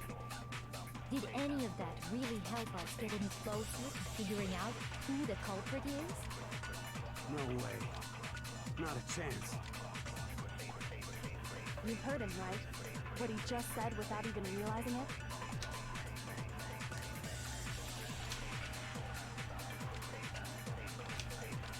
So my advice right now is go to the Truth Bullets menu. The what? The Truth Bullets menu. I don't know what the button is. Go to Controls. I think it might be X. Yeah. So read Celeste's account. Just The to night before remind the murder, right yourself. before nighttime, Chihiro was spotted leaving the warehouse. She was stuffing some blue exercise clothes into a duffel bag. Presumably she was on her way to exercise, but the clothes were not found at the crime scene. Celeste had not told anyone other than Makoto about this encounter. Okay.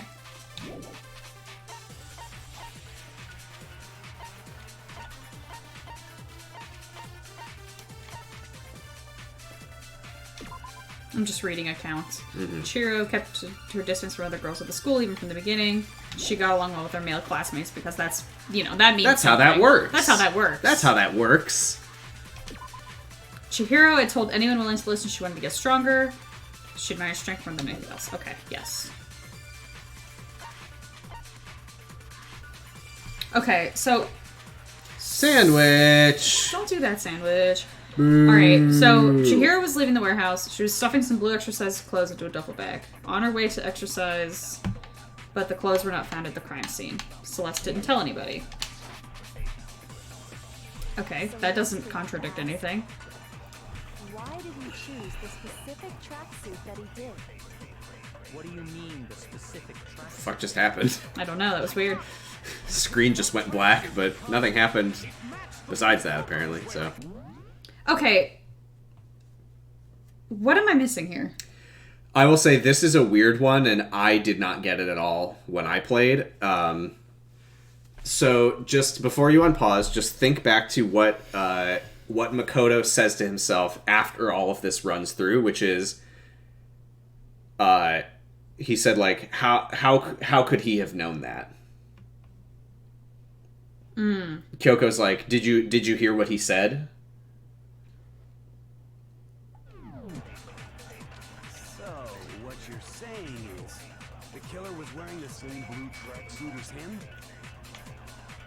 My tracksuit is black. Oh!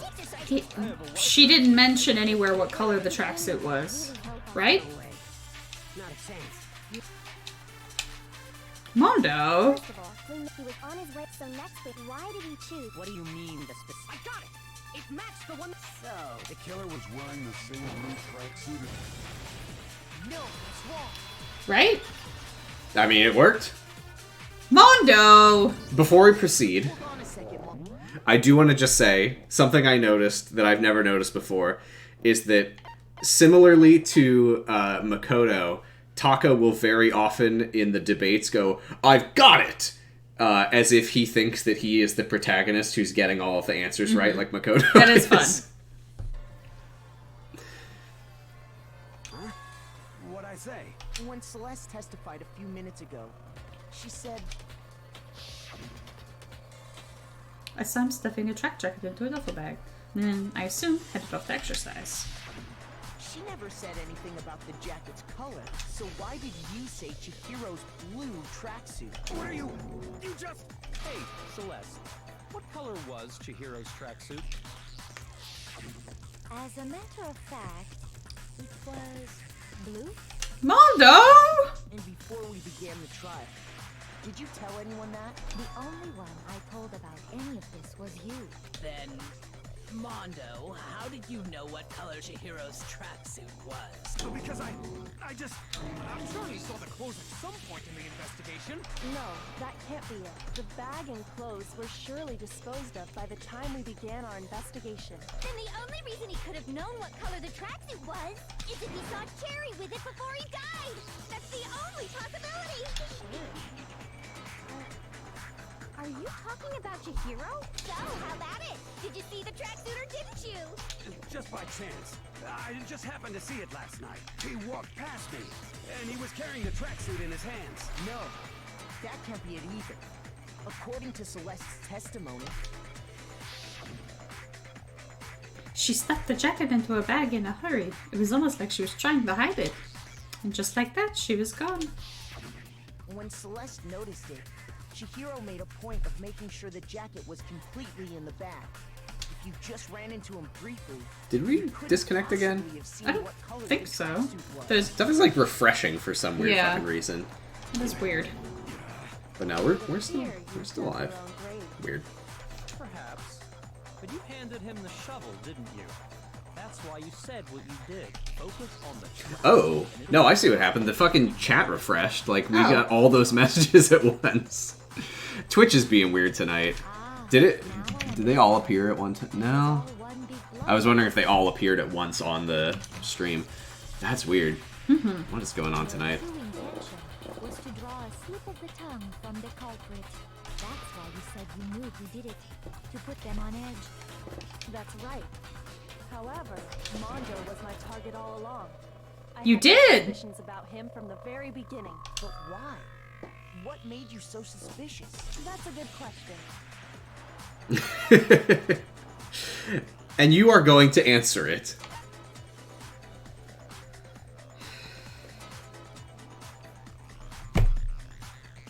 I don't think there's any consequences to getting it wrong. Good.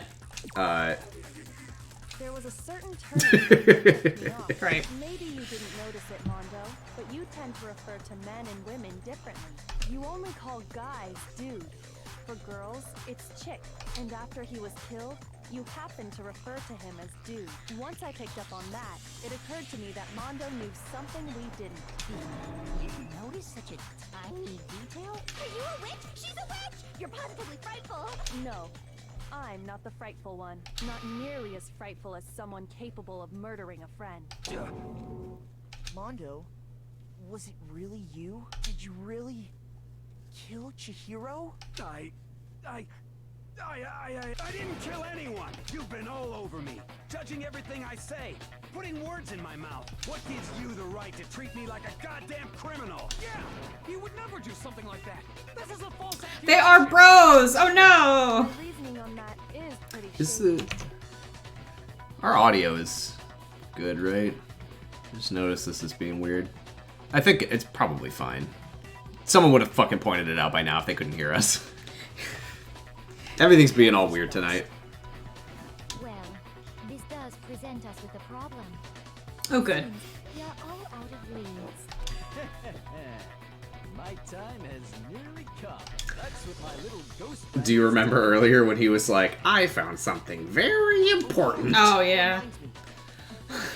Weren't you telling me you found some evidence? Really? What kind of evidence?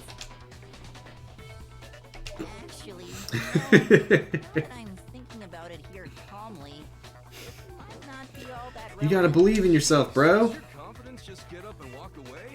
I don't know why I just now realized that Hifumi's tie is just my eyes are up here. Stop looking at my dick. What do you have there? It happens to be an e-handbook. I found it laying on the ground, so I scooped it up. You found it on the ground, right? That it must belong to... Chihiro. I got it! We know Chihiro's handbook was missing from the scene of the crime, right? I can't, this game just, I can't. There's no, I'm just like, fine, sure, whatever. Yeah, a problem that I have with this trial, besides all the obvious stuff, is a lot of it at this stage really hinges on like stuff like evidence that you don't even know exists. Mm-hmm. Like evidence that like Kyoko's bluff or Hifumi pulling out an e-handbook that was never mentioned before. Yeah, it makes it really hard to try to formulate theories as you go, because ultimately... There's gonna be surprise... Yeah, because this trial is a very interesting one in terms of, like, when you get down to the actual moment of the murder, there's no, like, it's very simple. Just dumbbell to the head.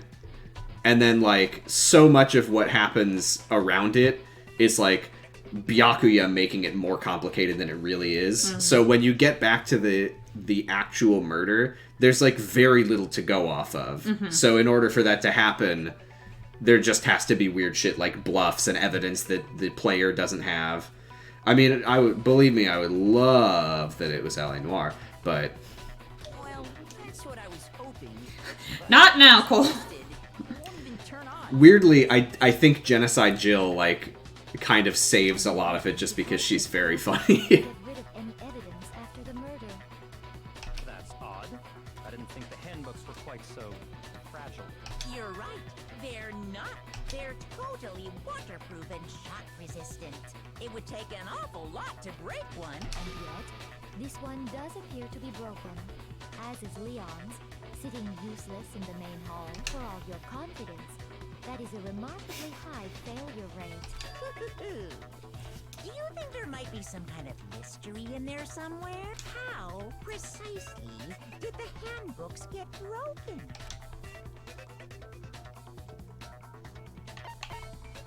I got it! You already told us before that the handbook has 1 week. I love this is some shit that I would like do at work. Mm-hmm. What Makoto's doing, where someone asks you a question, they're like, "So what happened here?" And you're just like, "I know. Something went wrong." And they're like, Good point. Good point. I will ask you no more questions. Never told anyone what the weak point actually was. But if the handbook is supposed to never break, and 2 of them broke in quick succession, Then we can only assume that someone's figured out its weakness. You know what the weakness is, right, Monokuma? So, what is it? You're asking me? I think it's a necessary piece of information if you want this to be a fair trial. But if I tell you, and someone else decides to copy it, that would be very not good. Just tell us already. Why would we want to break our own handbooks? I mean, Hina's like, I fucking need mine to get into the pool. Pushy demands. But you're sure you won't follow their example? Then allow me to make To me, Genocide Jill and the Toko, like, it's fantasy. It's fantasy. It's such a cartoon that it barely even. Yeah. Which is not to say that we're like, oh, it's fine that the mental health is this, but it's, you know. Before you advance, by the way, make note of what Monokuma is saying. When the it's exposed to high temperatures for too long, the handbook breaks. I flippin' knew it! You knew it? Yeah, because I found the handbook laying on the floor of the sauna. The temperature in the sauna can reach over 200 degrees. Strange how you don't get burnt, huh? It's because as your sweat evaporates, it creates a cooling layer That's how sweat works. around your skin. If the hot air of the sauna were That's the Monokuma music. It's his theme. I think this song is called like Mr. Monokuma's Class or something like that. layer of air would get blown away. That's why you may feel a burning when you move around. So when you're in a sauna, make sure to keep nice and still. I will Thanks, do that. Thank you. Monokuma. Interesting. I learned one new fact today. That is a mere trifling speck of knowledge.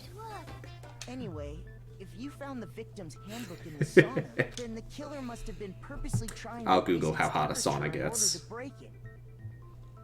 meaning the How culprit hot somehow is knew a its weakness. sauna? Yeah, the Toko stuff is so jokey and over the top, and the Chihiro stuff is like, No, please talk. Monokuma said he didn't tell anyone. Saunas are typically heated between 150 Fahrenheit and 195 Fahrenheit. Indeed. Quite the mystery. What if they found out by accident? What do you mean by accident? What if the killer took their own handbook and All of you stop apologizing. I like it when people in the chat are active. realized it was broken, of course, and it wouldn't be hard to figure out why. And With once they conversation. had the hero's handbook, they knew they had an easy way to dispose of it. I won't say There you it's go. not possible, but who would have done something like that? I don't know of anyone who took their handbook into the sauna. I might know someone who did. because he didn't take off his fucking uniform, fucking shit, fucking dick I think the one balls. who may have taken their handbook into the sauna was... Ooh, Taka knows it. Yeah. Yeah, he was there. Monkey. Thank you. Having a manly, masculine sweat off. Here's my answer. Here's my answer. Sandwich, no! Your handbook got broken in the sauna, didn't it? What? They were having a manly competition, and thank you. And Mondo was like, "I'll raise the stakes. I'm going in with my uniform on." Right, not only can I stay in the sauna longer than you, I can stay in the sauna with my uniform on longer than Why does you. the fucking screen keep going black? Last time that happened, was the weird. chat went all weird, so I'm gonna refresh the chat just Refresh in the case. chat. Refresh the chat. Well, that's not clicking. Oh. Streamlabs appears to have frozen, but I see there that We can the see chat in the is chat updated. that it's updating. So maybe just don't touch anything. Okay, I'm not gonna touch And anything. it'll fix itself. Okay, let's press on. Taka had an endurance contest in the sauna not too long ago. Remember? And we'll see the chat when it refreshes. Just so happened to keep his school uniform. Love the towel though. Love the towel. Little did he realize And also that Taka is ripped as hell. Shredded. and when it was all over, Mondo discovered that taking your handbook into the sauna could easily destroy it. I love that they just call him Mondo. Like, that's not how you say it. It is Mondo, but they just call him Mondo. Show me the proof! The actual solid proof! I mean, I don't want to believe it either, but I found something that proves it beyond a shadow of a doubt.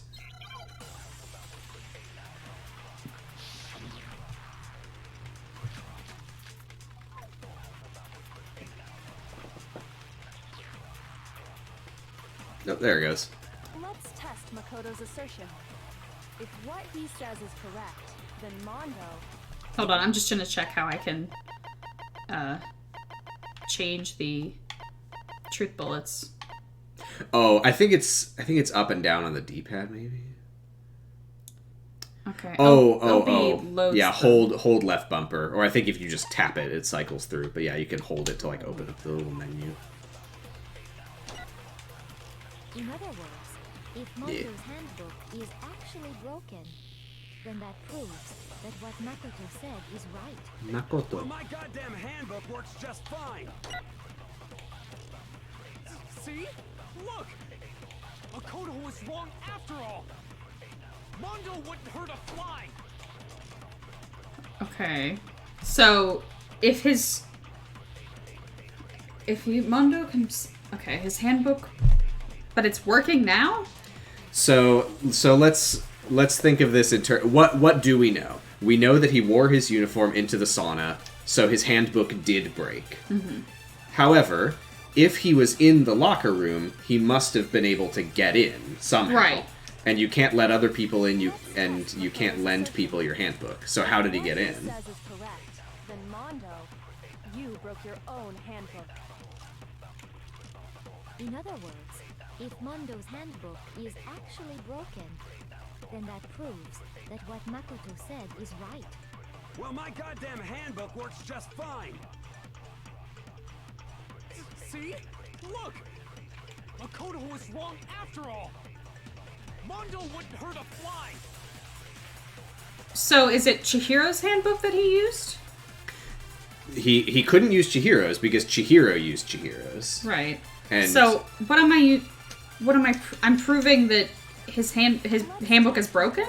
Or the card reader? You are proving that his handbook is broken. And you know it is. Because you know that he went into the sauna, and you know that the sauna breaks them. So how did he get in then? The card reader? Well, he had to use an e-handbook. Whose did he use?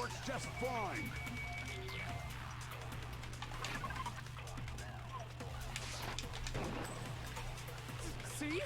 Look! Makoto was wrong after all! Mondo wouldn't hurt a... What am I supposed to Here, but before you proceed. I feel so stupid playing this game, sorry. It's fine. Before you proceed, just think about it this way. His handbook was broken. We know that. That's what we're trying to prove. Mm-hmm. And we know that for a fact, because we know that he was in the sauna with his uniform on. Mm-hmm. And he can't have borrowed Chihiro's handbook because Chihiro and Mondo went to the locker room together. So Chihiro can't just say, like, oh, you need a handbook? Here's mine. Because that's against the rules. Yes. We're assuming that all the other students have their own handbooks because they would know if it was stolen. He broke Leon's. Well, how would that work? How would that get him into the locker room? He used Leon's to get into the locker room and then broke Leon's handbook in the sauna. And Chihiro's. There's no reason for him to break Leon's handbook. Well, then how did Leon's get broken? Did it?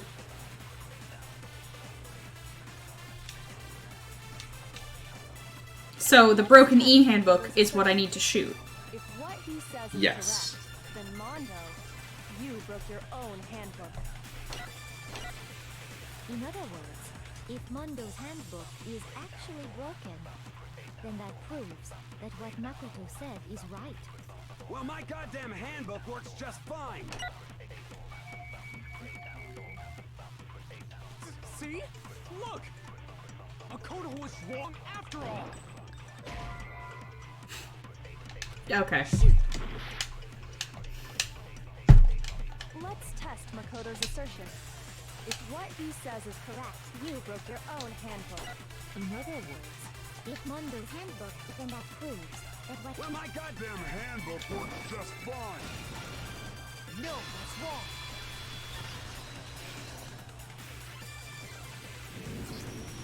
Mondo, the handbook you have right now, is it really yours? The fuck is that supposed to mean?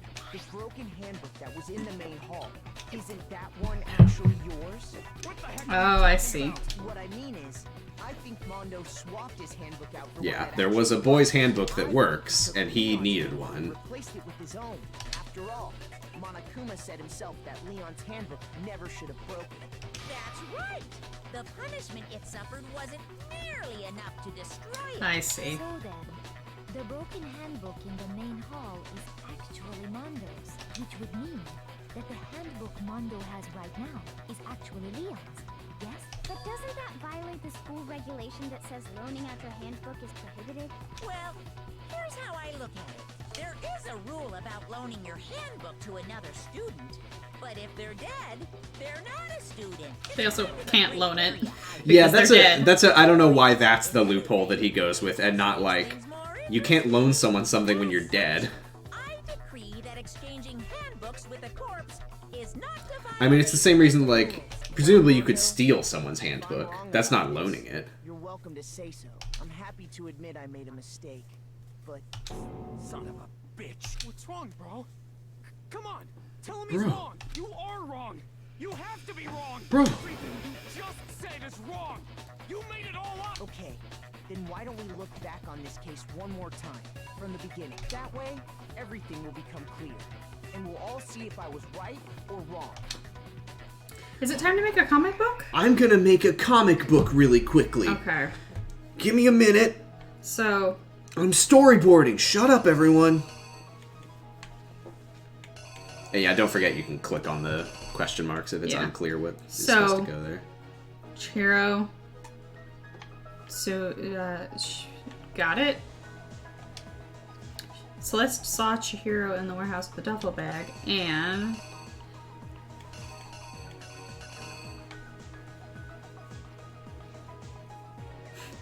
24 minutes is a bonkers amount of time to be able to do this for. she stuffed it in the bag, she went over.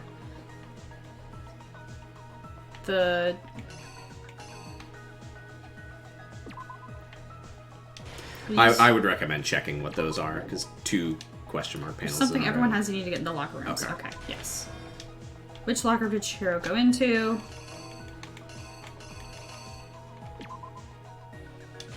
She went into the boys. There was the killer. And Mundo knew? Oh my god. Oh yeah, clicking on the question marks is so fucking useful. Weapon they Otherwise, used you kind of to have to kill do the killer a process of used was- elimination at a certain point, because some of them are just not clear what they're going for.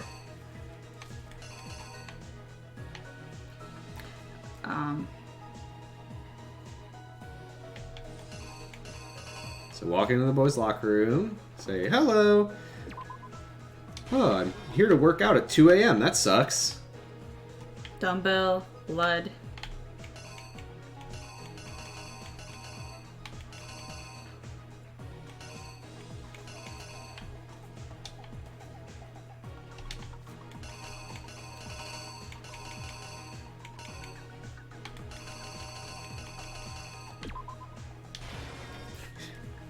Yeah, the interesting poster appears like 3 times in this. Makoto's like, I just think we really need to focus on that poster. Hero's dead.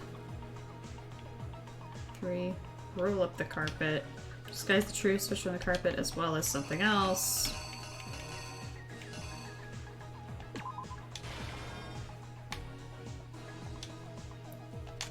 Killer went into girls using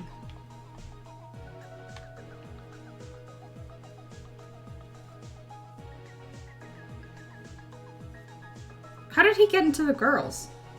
Well, I mean, think about we know that he knows that the other e-handbooks are there because he has Leon's. Okay. So he also knows that the girls' ones are there. So easy enough to just grab one of those.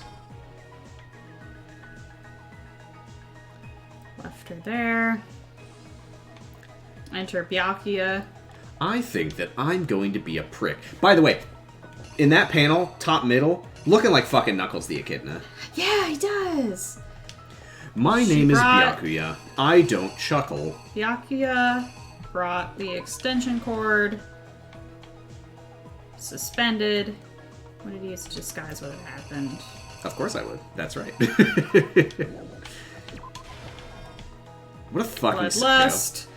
The killer dug go after they were done. Byakuya is not even the killer, and I come out of this being like, Jesus Christ, Byakuya is a fucking sicko.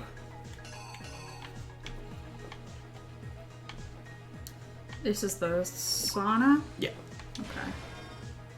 Checked in the e-handbook. Watched it go.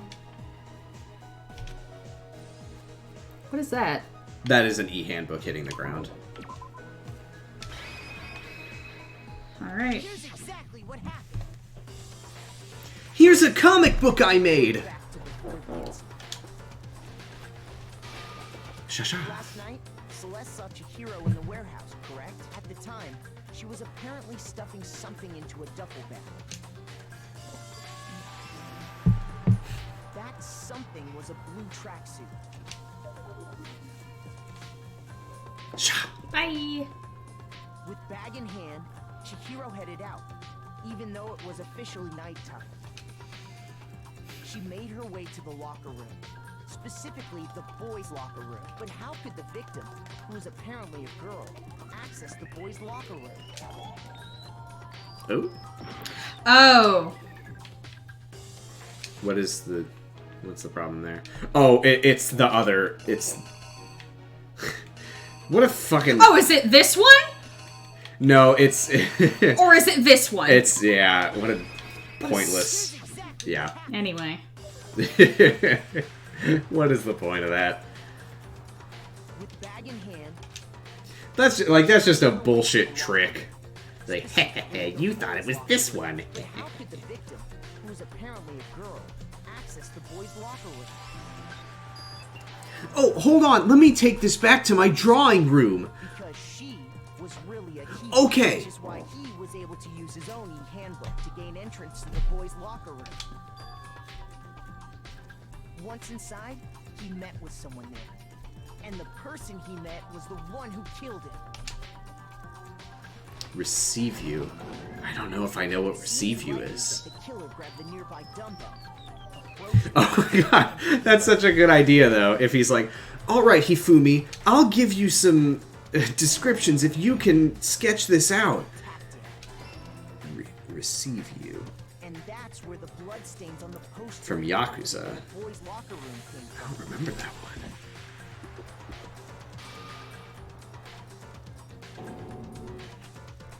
It was likely in the heat of the I'll moment. have to listen to that later. I'm sure once you hear it... Oh, I'm sure. I'm sure.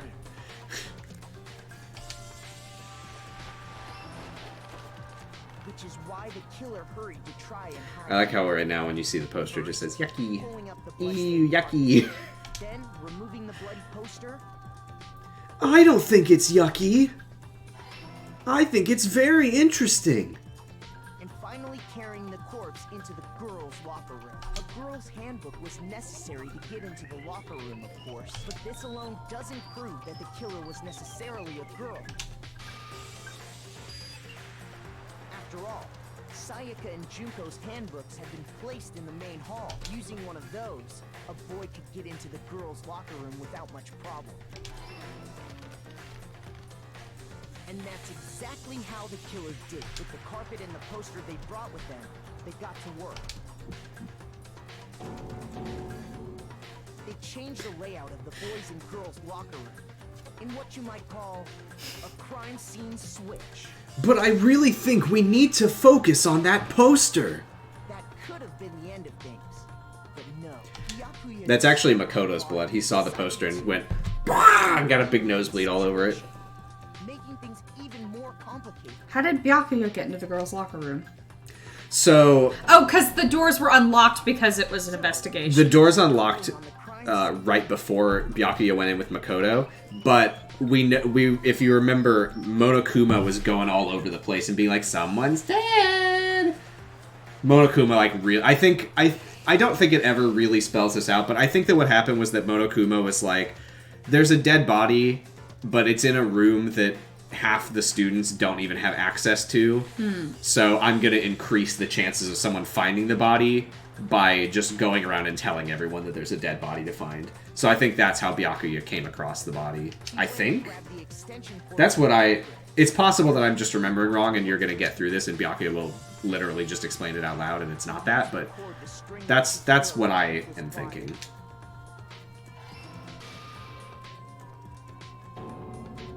Then, using the victim's own blood, he left a grisly message there at the scene of the crime. He wanted to create the illusion that Genocide Jack was responsible for the slaughter. And around the same time that Byakuya was putting together this facade, the killer, having already disposed of Chihiro's bag and other belongings, arrived at the sauna. There, they planned to destroy the last piece of evidence, Chihiro's handbook. Swoo! Grr.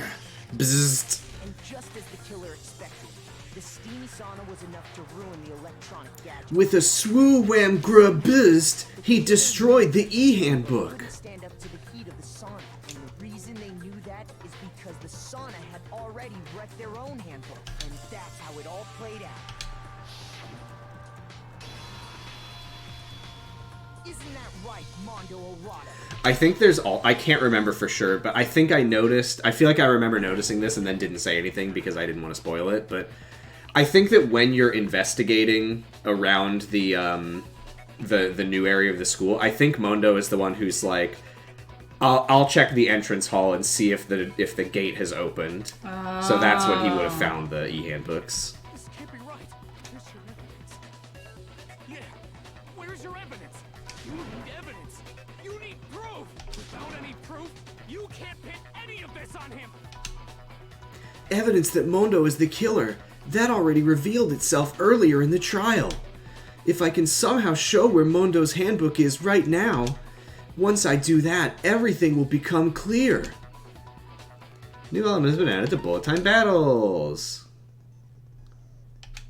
Fever time and Nega time. Bullet time battle, if you press the RB button, fever time will activate and the tempo will be forced to its max. If you push the buttons at random, you won't miss. So push A, Y, however you want to destroy the opponent's verbal assault. This only lasts till your focus gauge runs out. It wouldn't be fair if you only got access to special time. So you'll prepare something called Nega time that your opponent can use. If the opponent activates Nega time, your tempo marker will disappear. Quite a bit tougher to hit the buttons on Riffin. Fever time. I'm sure nothing would happen. I don't know what I was worried about. I never really used Fever Time. I actually don't know what it does when you use it on them. Okay, well, I forgot about this part. Show me some evidence. You're wrong. I won't listen. I refute you. False. Show me some evidence. God, I hate the bullet time battles. A lot of people say Hangman's Gambit is the worst one. I fucking hate bullet time battle. Show me some evidence. You're wrong. I won't listen. I refute you. False.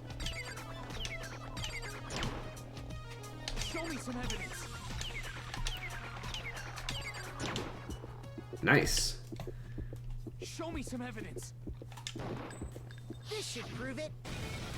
This should prove it. If my thinking so far is right, Mondo must have replaced his broken handbook with Leon's. In which case, we can just check each of our handbooks right now. Once we do that, we'll... You don't gotta do that. Huh? Yeah, I did it. I killed him. Mondo!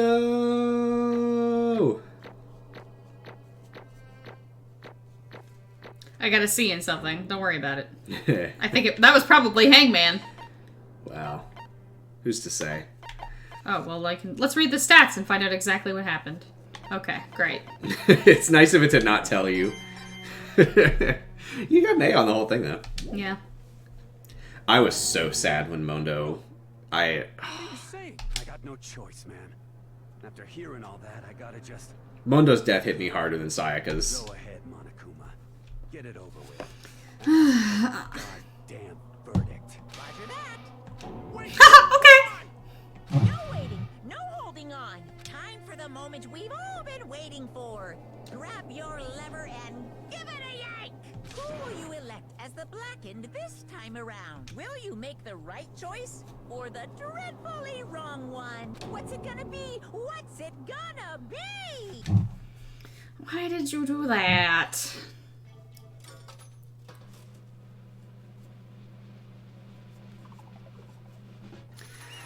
No, there's no way to...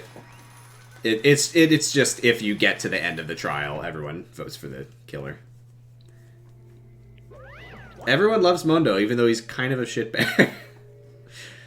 Uh-oh, looks like this time you got it right again. He's like a shitty kid, but it seems like he has like a good moral compass, so this is... You could say he has the ultimate moral compass. He has the ultimate moral compass. His best bro.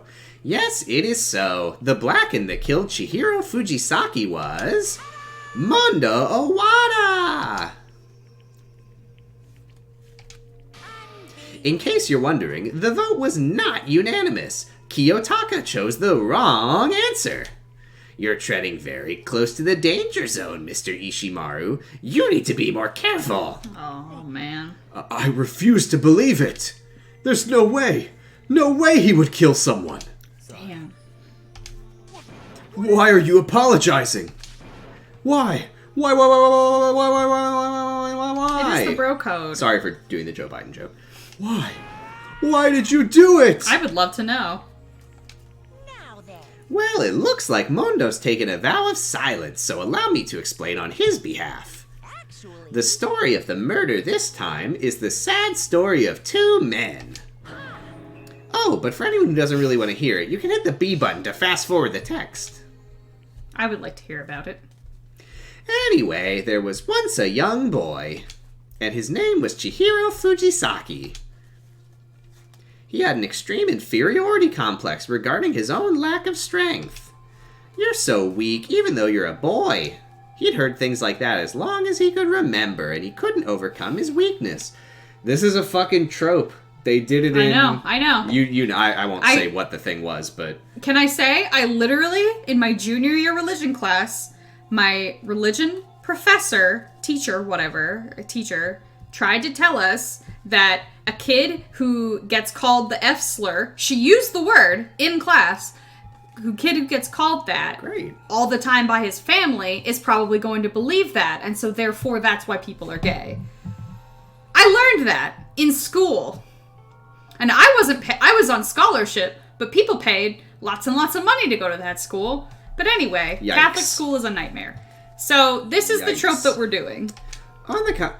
To take on the fragile form of a petite young girl. Right. This is the only reason that anybody could ever possibly be gay or transgender is because of harassment. I mean, that's the thing is that, again, this is a story written by someone who doesn't appear to know that trans people exist. And but if I feel, I said that, but at the same time, I don't think it's that innocent. I don't think. No, I'm not saying that to. I'm not saying that to be like, so it's fine. I think it's. I know, and I know you weren't. I just think I don't think it's like, oh, I don't know that trans people exist. It's like, oh, well, obviously anybody who would do this is like fucked up. Yeah, you know what I mean? I could like also somebody see that. who is transphobic wrote this. Yeah, the only way someone would do this, now nobody will be able to say anything about, even though you're a boy. But no matter how tightly he wrapped himself up in that shell, the inferiority complex had already taken root deep inside of him and was not so easily weeded out. As it turned out, the shell was completely empty. The complex didn't disappear. Instead, it only grew stronger and stronger. I'm weak.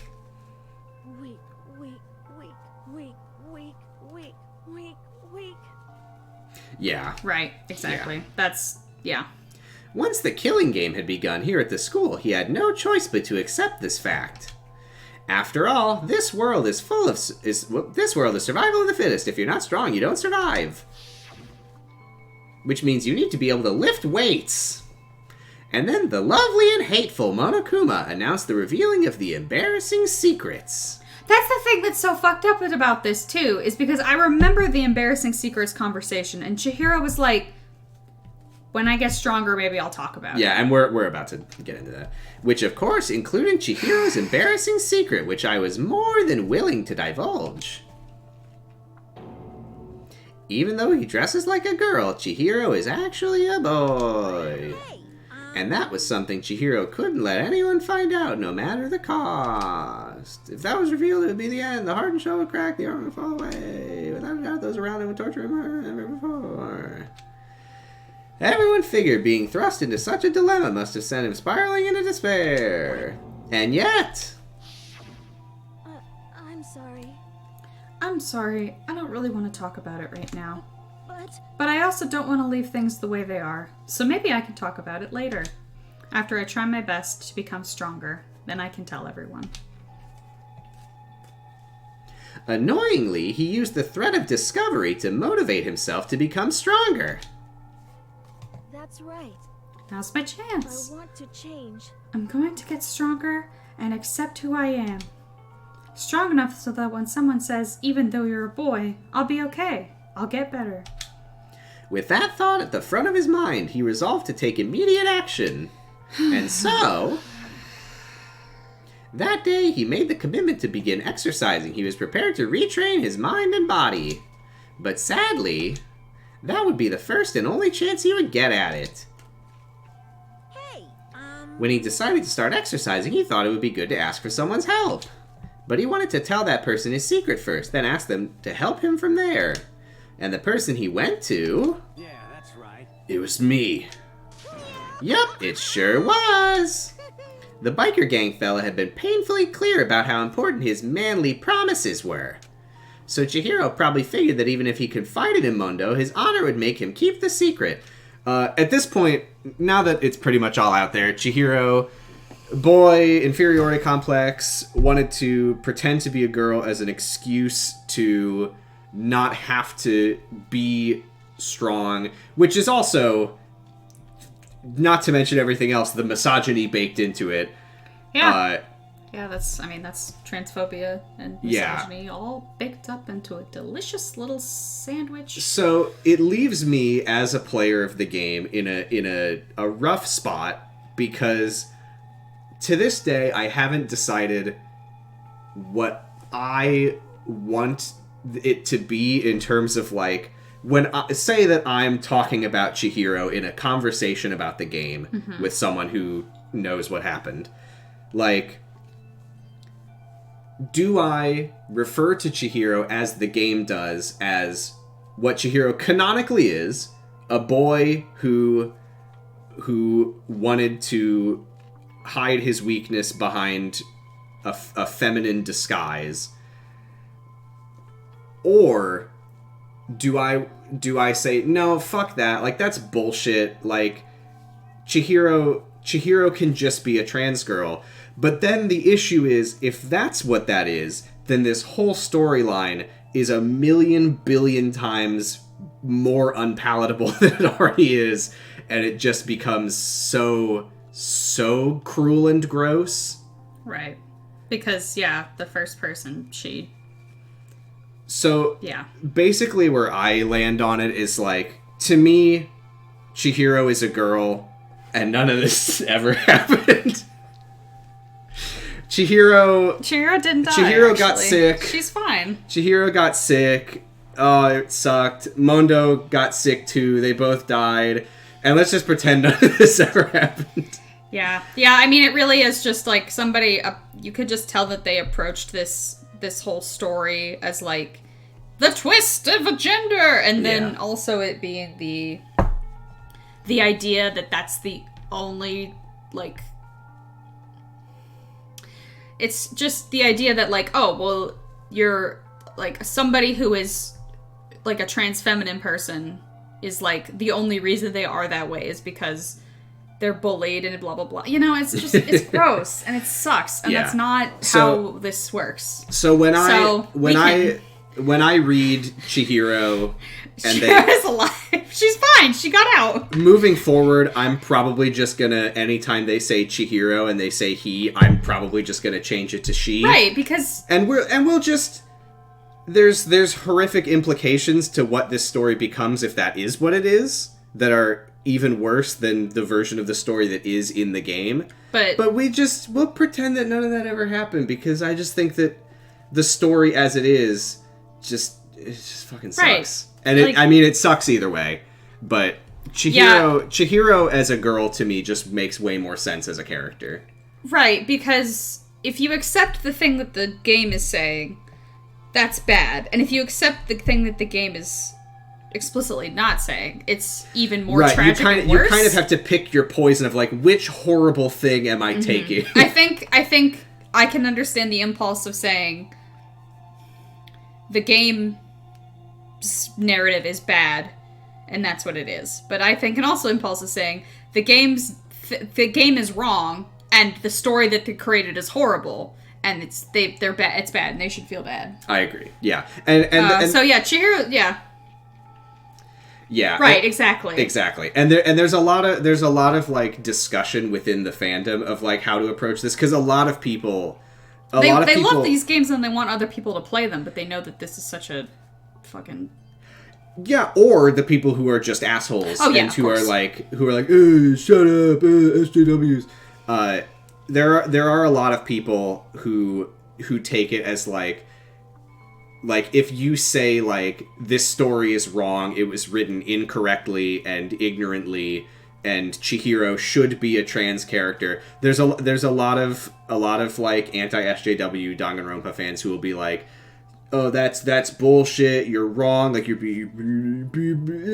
cry boys, and hey, are you saying that the game, hey, fuck you if you're criticizing the game, so fuck those people. Like, I think that there is very much a framework that you can view this story through, where you say, like, no, I think this story is easier to take if you just say, it is what they said, like, because the implications are so much worse otherwise. I can understand people reading it that way and just being like, I don't want to think about that.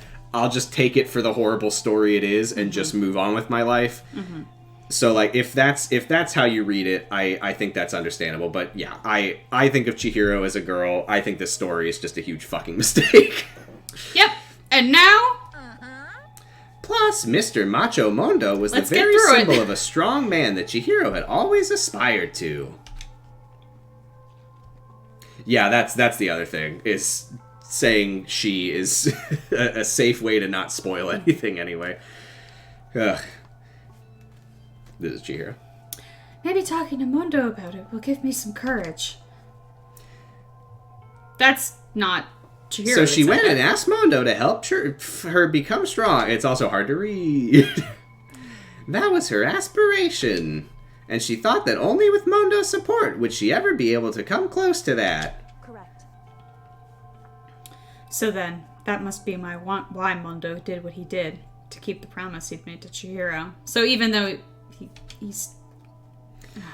God. So yeah, and I will say, once we are out of this trial, it's not like nobody ever talks about Chihiro again for the rest of the game. Uh-huh. So, like, unfortunately, we don't just get to, like, wipe the slate clean and move on, but right. I really do want to emphasize, it gets better from here.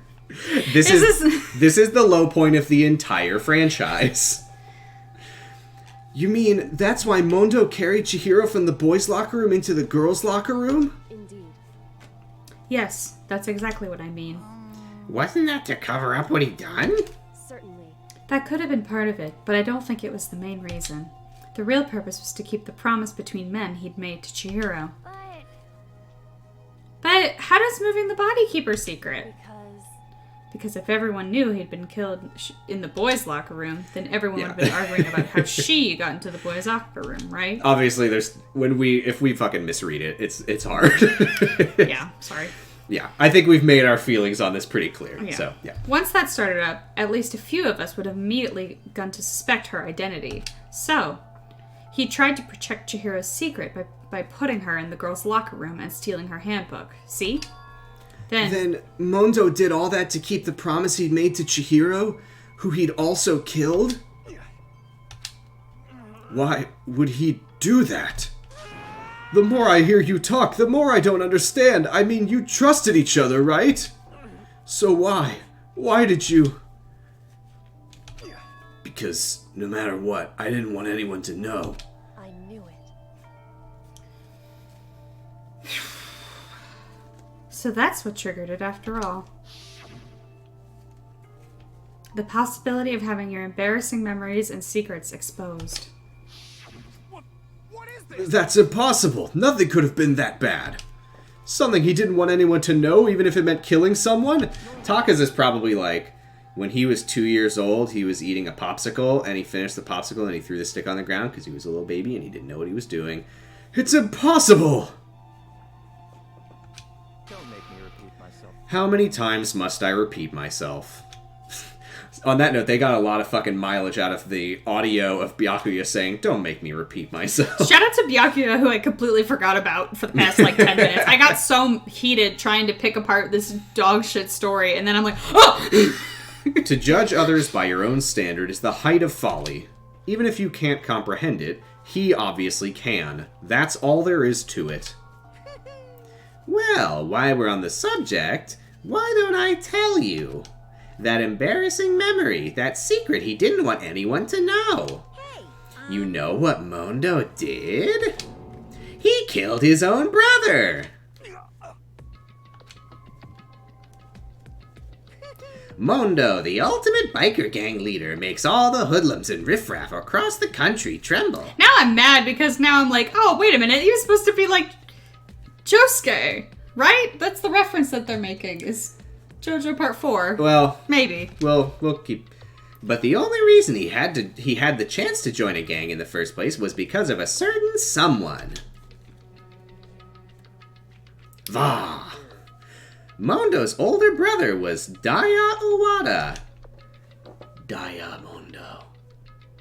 Diamondo. Crazy Diamondo. Mondo had nothing but respect for him. Yeah, it is definitely Yankee culture. Oh, yeah. we all remember Damned Yankee from Yakuza 0. Oh man, we love those Yankees. Bosozoku, I think, is the more modern term for these bikers. Mondo had nothing but respect for him. It was because of Daya that Mondo ever got on a motorcycle.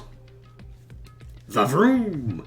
Mondo's brother was his only family growing up. He was the only one Mondo could trust or respect. He wanted to measure up to his big brother, so he imitated him in everything he did. Oh yeah, there was one of the Yankees in that sub-story who's like, I've never even touched a boob before. Yeah. But everyone thinks that I'm having sex every day. That was a good sub-story. I like to go around crushing gangs. Mondo was the epitome of the starry-eyed kid brother. Meanwhile, the charismatic older brother had put together a local motorcycle gang. And before anyone knew it, it had grown into the biggest biker gang in the country. Daya, the older brother, #1 in the gang, and such a terrible substitute for cheese. Little Daya joke. Daya fucking sucks! Take it from a former vegan who couldn't be a vegan anymore because Daya fucking sucks! And because it was very bad for my health. It wasn't going well. And his #2, his younger brother, Mondo. In the beginning, everything was peaches and gravy. But when Mondo started... fuck, that sounds good. Peaches and gravy? Have you never had peaches and gravy? Beef gravy? Yeah. And, canned peaches? Oh, I'm sorry. Fucking ants on a log is fine, but peaches and gravy is weird. No, don't listen to him. He's lying. He's doing lies. He's doing lies. I'm doing lies. That's nothing. But when Mondo started to think about how he would have to take... Do you want to have peaches and gravy, though, after this? No. Ants on a log is normal. I've never liked ants on a log. Peanut butter and celery and raisins, that's a fucking nasty combo I think Monokuma is just combining the phrase. Everything was peaches and cream, like peachy keen. Yeah. And then gravy, Like, of course, like the classic. I know it's Casey normal, but it Musgraves. shouldn't be. Don't fucking let society tell you that ants on a log is okay. It's gross. Mind your own biscuits, and life will be gravy. I've always found ants on a log a repulsive combo. Sorry, everyone. I mean, it's the raisins and the peanut butter is fine. Like, I'll put peanut butter on like a cinnamon raisin bagel, no question. But the celery being in the... On the other hand, though, I do enjoy peanut butter and pickles, so I probably should get over it. This is This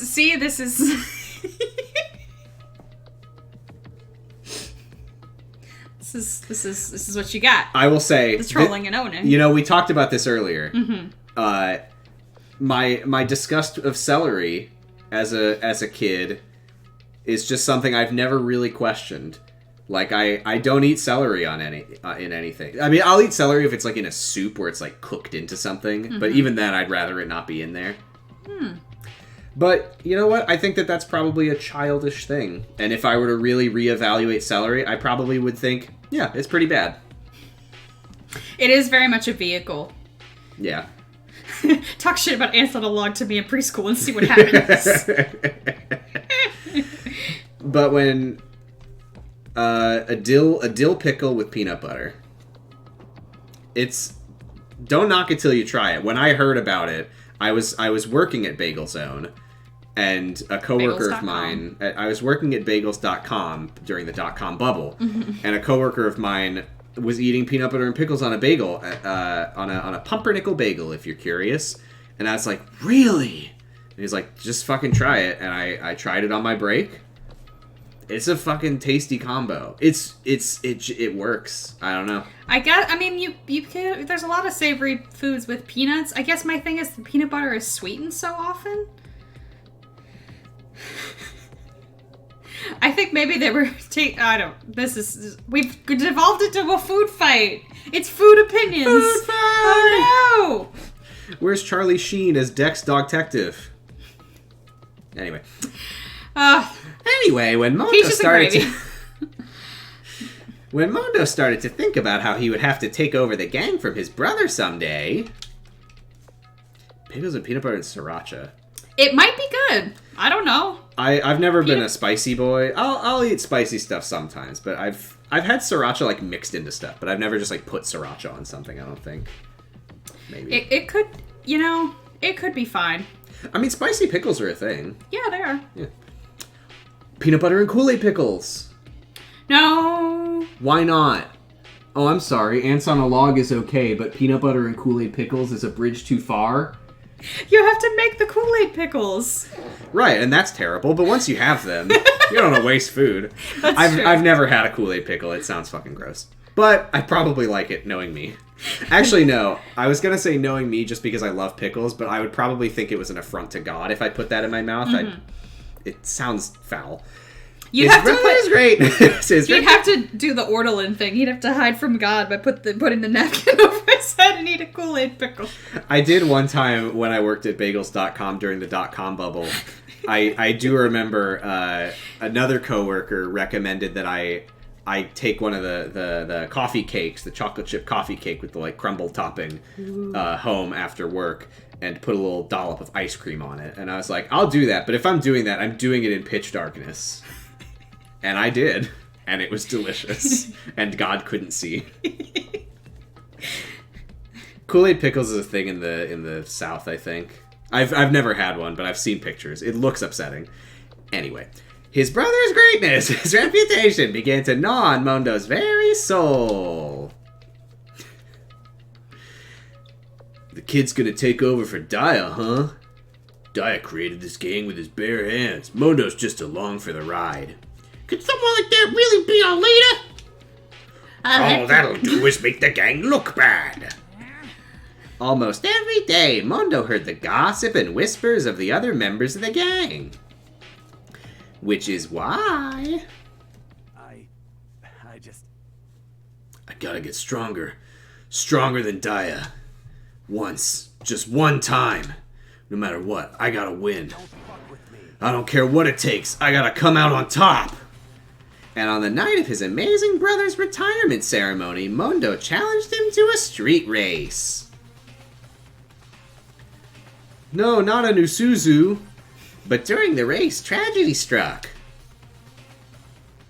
They can say Chef Boyardee, but not Isuzu. The kid brother pushed ahead with reckless abandon, eager for victory, and dashed into oncoming traffic.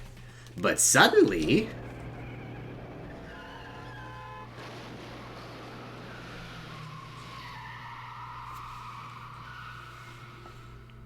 laying in his kid brother's arms, the older brother delivered his final words.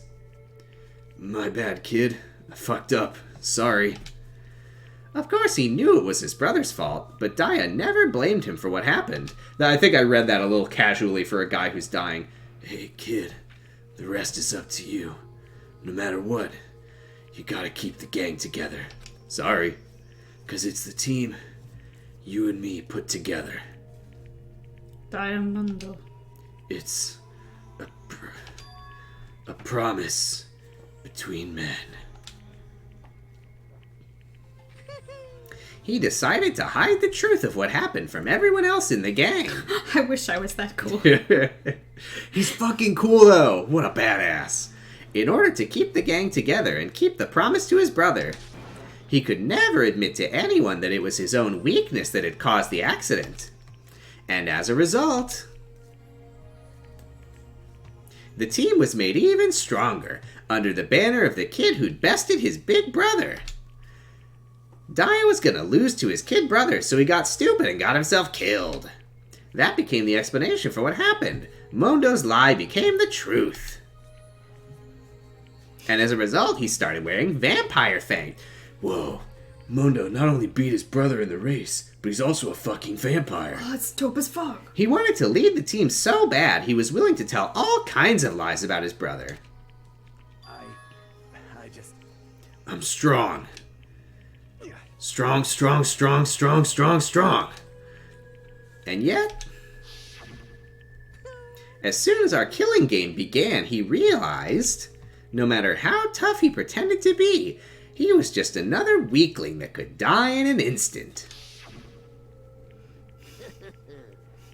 And then the lovely, hateful Monokuma announced the revealing of the embarrassing secrets.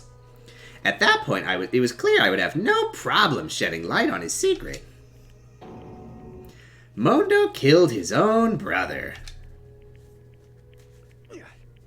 No matter what, I couldn't let the other gang members find out.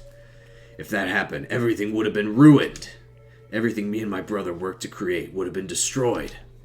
His death, all the guilt I've been carrying around, it all would have been for nothing.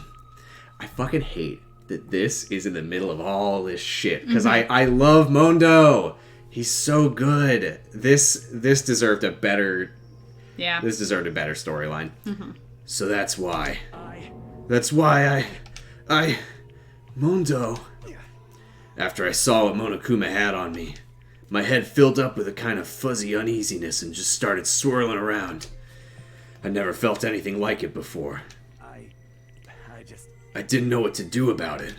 I wasn't sure what to think or say, but after a while, that fuzzy uneasiness turned itself into a rock-hard lump of anxiety way down in my stomach. And it was right around then that Chihiro asked me to start working out with her. And right there, she told me a secret. Seriously? Jesus! I'm sorry. Yeah. I'm sorry I lied to you. It's not like he murdered his brother, but it's that his recklessness got his brother killed. And yeah, if the rest of the gang knew that, there's no fucking way that he would still be their leader. Yeah. Yeah. But why? Why now? Why are you telling me this all of a sudden? Huh? Because, I mean, you've kept that a secret all this time, right? If anyone found out, you would... But... You're right, but... I want to change. I want to change. I wrapped myself in lies. I'm weak. I want to destroy that version of me forever. In my headcanon, Chihiro is a trans girl who her internal struggle is that she thinks that if she wants to present as feminine, she can't be fucking ripped. So she's hiding that part of herself that at her heart she just wants to be fucking Shredded. yoked. Absolutely shredded. So she went to Mondo and said, can you help me get completely jacked? Mm-hmm. And Mondo said this. Her words were like a knife in my gut. I felt like she was exposing the lie I'd been living myself. I have to change. I don't want to be weak anymore. You're so strong. It can't hurt you, right? Whatever secret Monokuma might tell us. You piece of... So what? You're saying I should just say it? Why? You're saying if I really am, I should just be able to tell everyone my secret? Huh? I was jealous. I was jealous of Chihiro's strength. She had the strength to face her own weakness, to try and overcome it. It was the kind of strength I've never had. So I was jealous of her. And that jealousy broke me. Why? You making fun of me? I'm strong? Are you fucking with me right now? No. I'm not making fun of you. You really are strong, Mundo. She just rips open a wall in the school. She's huge. It's Sakura and Chihiro get together. the fuck out. Grab onto the fucking machine go. gun turrets start shoot. They're just like. It's the Wonder Woman gauntlets.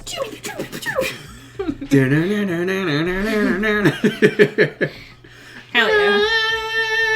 5 stars. Game of the year. Something inside my head. Sorry. I felt like I could hear something starting to creak. Something inside my head. What did he want me to do? What was I supposed to do?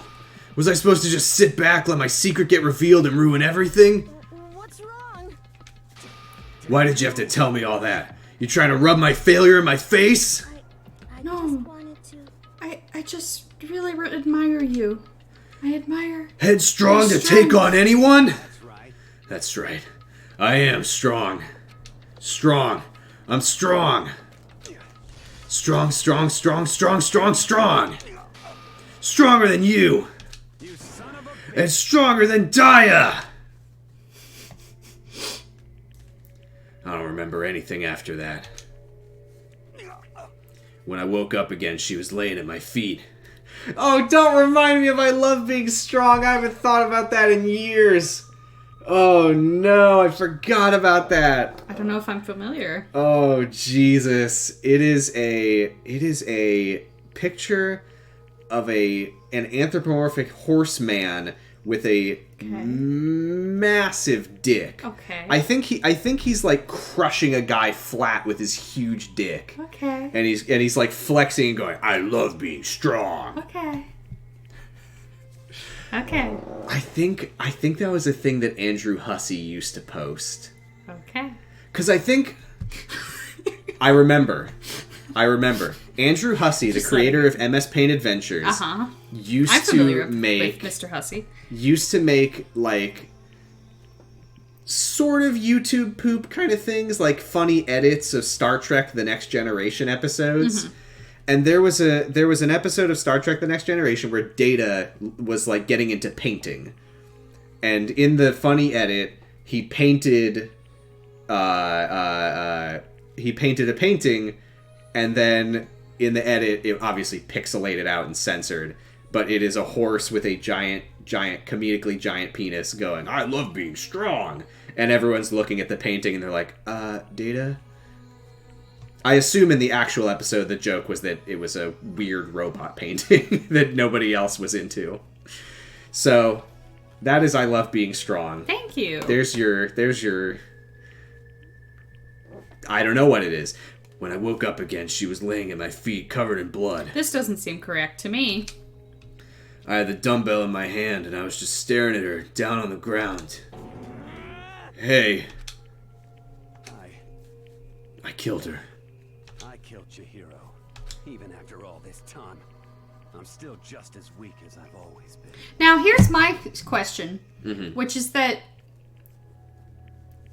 Chihiro... This makes it seem like Chihiro admitted the secret. Yeah. Mondo flew into a rage. Yes, so... Which is not how that would go, because Chihiro would have had to admit to the secret before she went into the boys' locker room. So that Mondo would... Do you know what I mean? It's not like Chihiro could just walk into the boys' locker room and was like, "Hey, Mondo, just so you know," and then he attacked her. I think. Here's my best guess. Okay, probably what happened was Chihiro said, "Mondo, I need your help.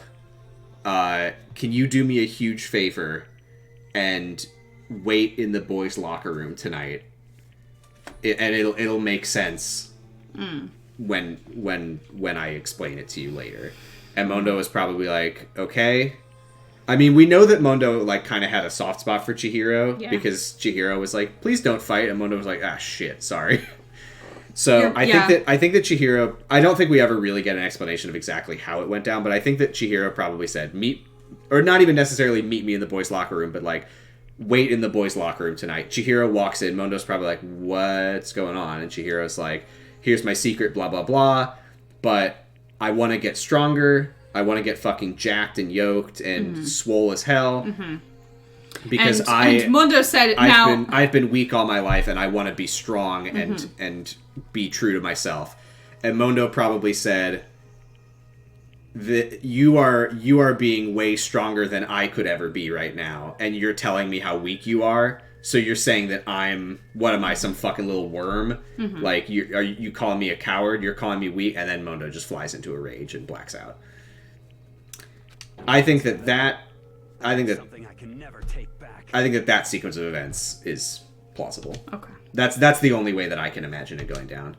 He was normally so aggressive, so angry. He hid that weak side away from everyone. That was his secret. A weakness like that lived in a heart like his, and it turned him cold-blooded. I don't know if I really agree with this in-game interpretation of Mondo either, though. Like, I don't think it was weakness. Everybody here's fucked up. Everybody here's wrong. It was a weakness of a sort, but I think it was more that he was just in an impossible situation. Like, he can't tell the truth, because if he tells the truth, I mean, like, his brother's dying wish was, like, keep the gang together. Yeah. And he's like, well, I can't tell them the truth. Everyone thinks that I am this amazing gang guy who bested my amazing brother. Like, I just have to live in that lie. Like, how can I? So, yeah, I don't necessarily... I mean, not to say that there isn't a weakness in his heart, because, like, of course, it's his whole image is based on asserting strength. He was living his own lie, essentially, and just over the years, we don't really know a timeline of when it happened, but however long it's just been, like, festering in him and eating away at him and developing into a belief that he is weak and that he never was able to surpass his brother. He never will be able to surpass his brother, and everyone thinks that he did, and he's living a lie. So I think it's less that he is weak and more that he saw himself as incredibly weak and didn't know how to reconcile that with his whole image of being incredibly strong. That's my interpretation of Mondo. I think he's a very good character. Yeah. And I hope that he is just fine. And he stays around for a long time. Look at him, you see? You're all just like him. For a secret from the past, for a memory, for that he killed another living human in cold blood. He couldn't cut free of his regrets from the outside world. He doesn't know what true strength is. Do you see hope anywhere in there? 'Cause I sure don't. You bastard! Just shut up, you son of a bitch! Go ahead, say that again, I dare you! Okay, I'll say it as many times as I want, is what I want to say, but unfortunately I can't do that right now, because the time for punishing is fast approaching. Punishing? You mean execution? That's what I promise you, right? The Blacken that disturbs the peace will be punished. Hold on! For Mondo Awada, the ultimate biker gang leader. I think I have an idea of what it could be. No, wait! Let's give it everything we've got. It's punishment time! I think that your prediction... Well, what's your prediction? It's gonna get run over with a bunch of motorcycles. Sorry, I should have said this before you spoke. I was gonna say I think that your prediction is wrong. I don't think that you would ever have guessed what it's going to be. Oh. Because it's It's not that, I guess. It's really something. Okay. I said wait! Sorry, man. I couldn't keep the promise we made. From one man to another. Damn. I will say Leon's execution really sets a precedent that the others don't necessarily stick to. Okay. Well, I'm fucking girded. Because My loins are I don't girded. think that you would have ever seen this one coming.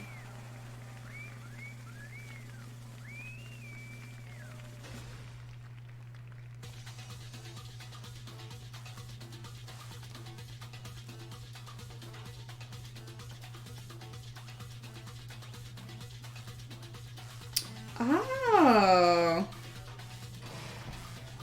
Homer Simpson in the carnival. It's the stunt cage.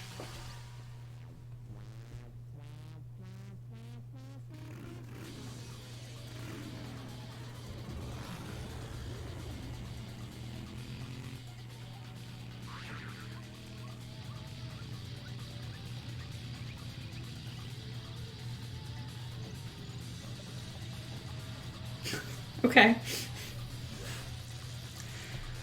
Okay.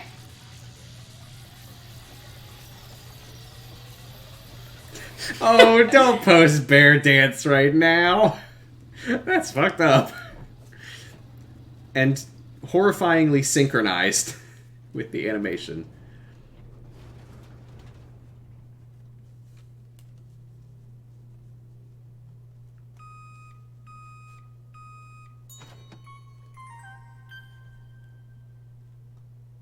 So was that what you were... Yankee Fred Mondo butter, huh? Is that what you were expecting? No. Well, Yeah, here's the thing. Leon's death is honestly, it like hits the hardest for me personally of like all of the executions because it's just so straightforward. You're a baseball player. I'm gonna fucking pelt you with baseballs at incredibly high speeds until you are dead. It's like, it's very raw and horrifying. Mondo, I'm obviously not gonna say anything about what's coming up, but Mondo's is more in line with a lot of the other ones, is that it obviously has a connection to who they are, but it's also fucking nuts. I guess it's just like he's just like a smear. Did he get electrocuted? Yeah, they electrocuted the cage, and somehow that turned him into butter. Okay, fine. Yeah, Mondo's execution, besides the fact that I was very sad that Mondo died, didn't hit me in the same way as Leon's, because I was just like, what? Huh, that's weird. Laugh at death and your soul will forever be at peace. It can't be. My brother. Ochi-san! No, Aniki! Oh shit, where's the Aniki sound? Fuck, do I still have that? Oh, I know I sent it to Croy. Is that it? There's no way that I have it in any of my... No, there's no way I have that file. Yeah, the... No. I do have,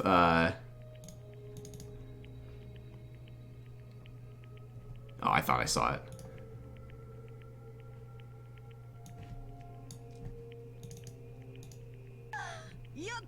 Oh, this is the unedited version. Where's the one that I made? Here we go.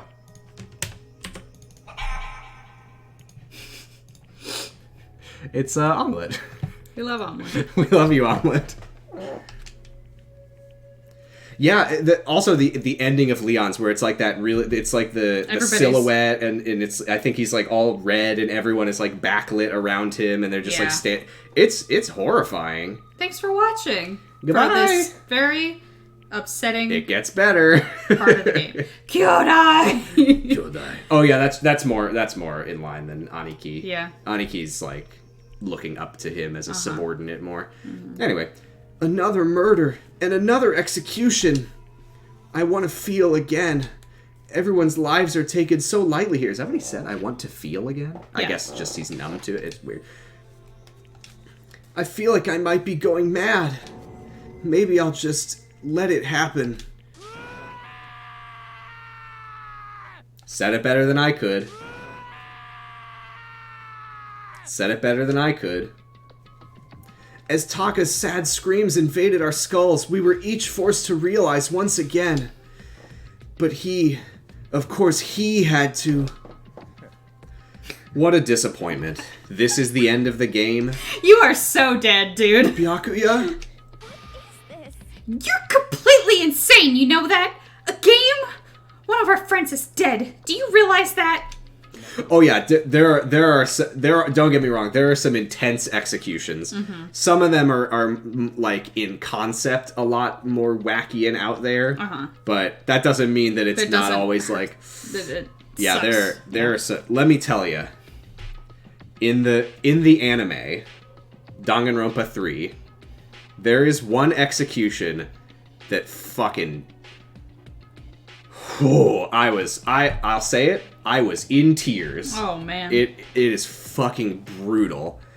But I think Mondo's might have been them being like, let's just establish that sometimes it's fucking wacky as hell. Yeah. Of course I do, because this game is life or death. Hey. I don't have anything to say to you.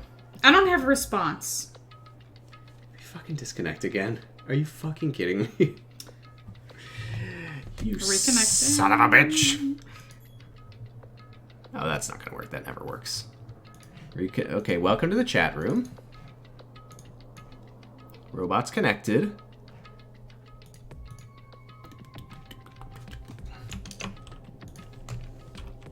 One more time.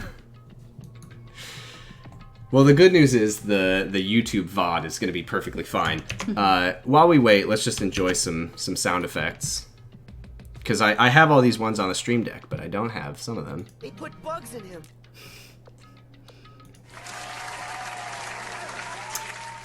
It's toxic. That's good.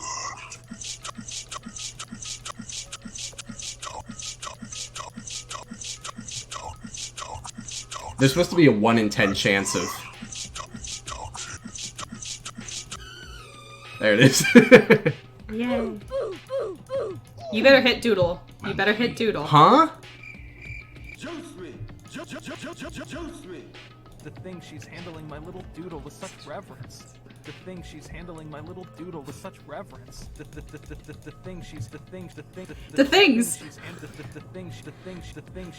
thing's my favorite YouTube poop maker. This is great. Doodle with such reverence. The thing she's handling my little doodle with such reverence. The thing she's handling my little doodle. The thing. That's the power of the Keyblade. Okay. Yeah, we're back.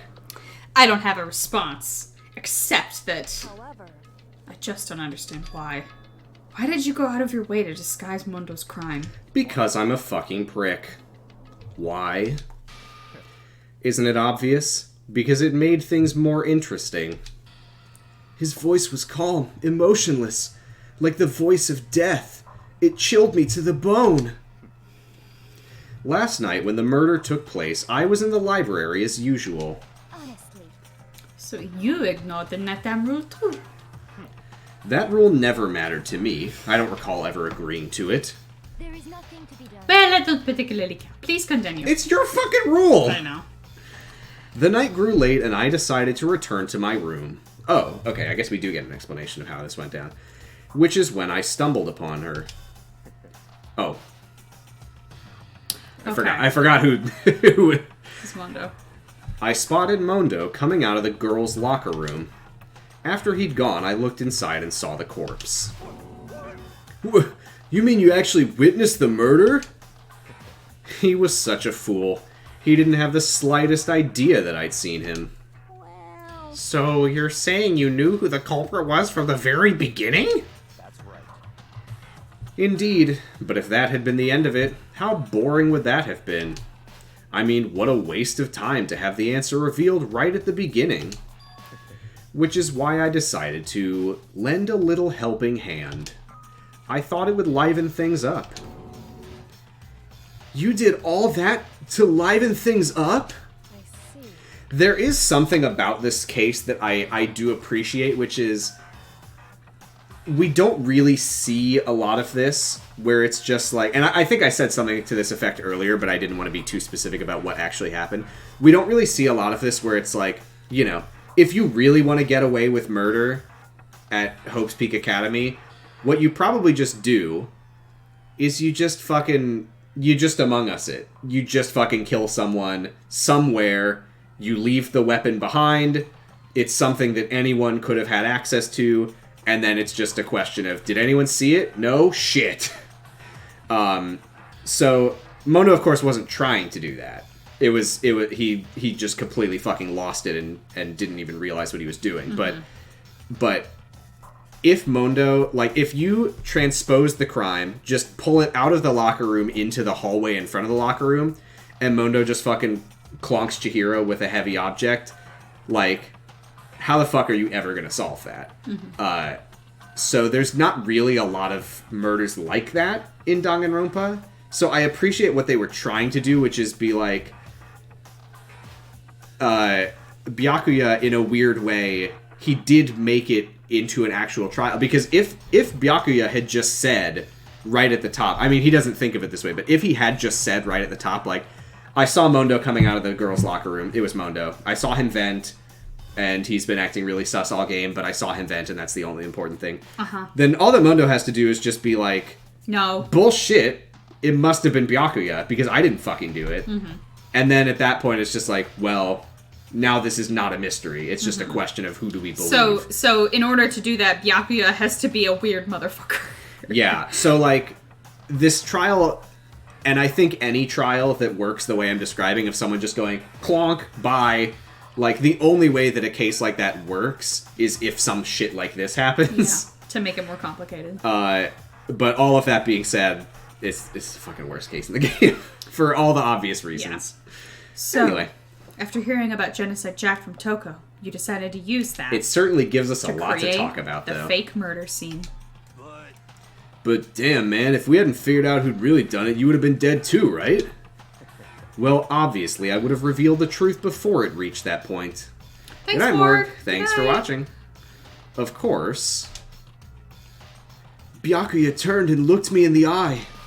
I could feel his sharp eyes piercing into me. Ooh, did I piss you off, buddy? I hope I did. Thanks to a certain remarkable someone, it never did, and I was able to perform an interesting experiment.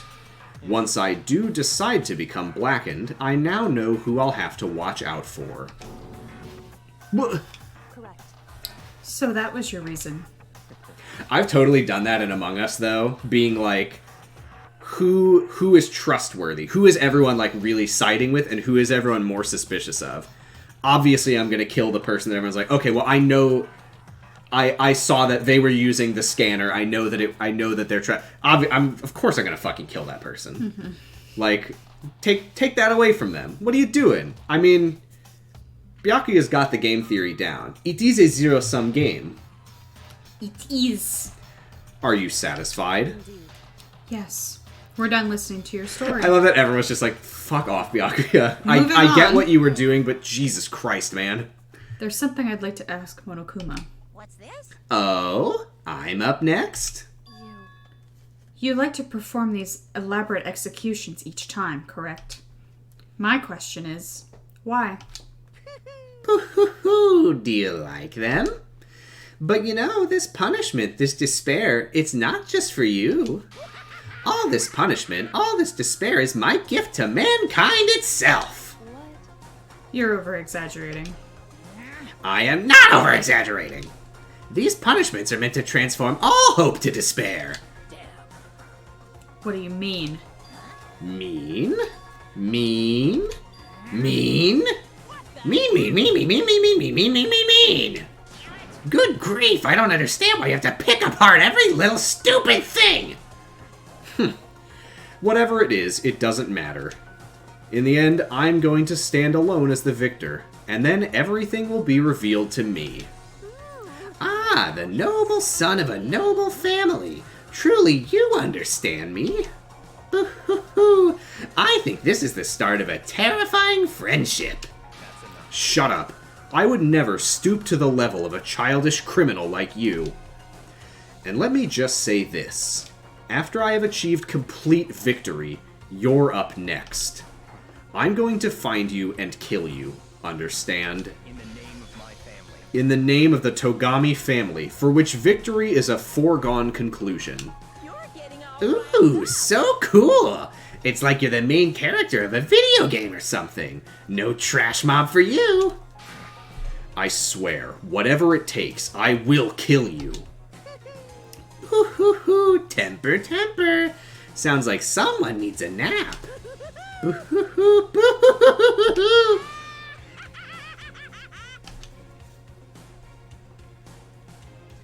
Monokuma's laughter pealed across the courtroom, and the curtain closed on the case of Chihiro and Mondo, thank God. But I knew that wasn't the end, god damn it. The killing game would still continue, because the mastermind wouldn't let it end. For those of us who were still alive, our worst fear and despair kept on multiplying. It was the kind of despair that felt like a blind puppy in hell had more of a future than us. Do you like that? I just came up with it. Very poetic.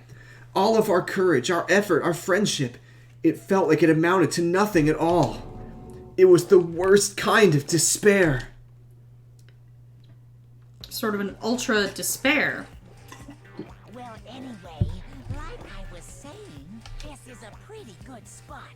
Yeah, a really good spot. Anyway, isn't it amazing how that girl went and killed someone before things even had a chance to get boring? Once things really get moving, 3 hydrates for you. roller coaster. There won't be any stopping it. Fear and despair charge forward at a speed nothing can hope to match. But I must admit, I'm disappointed. I'm disappointed that they hid my little reticle so that I can't, like, pat his head. The backup head. I went to all the pain Oh. and effort of making you part of the group, and you couldn't play your Uh-huh. Remember, you were supposed to make the first move, right? Well, no biggie. Nothing we can do about it now. So just do your best. I hate to say make it, more exciting Monokuma than looks you are, okay? adorable in this shot. After all, With his little legs crossed.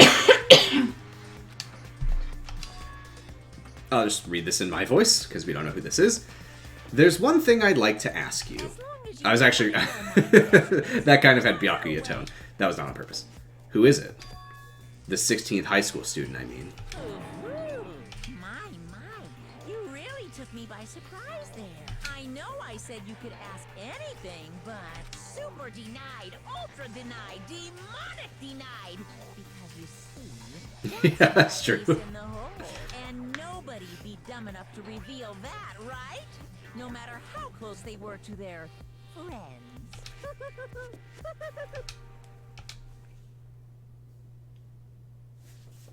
What do you think of that?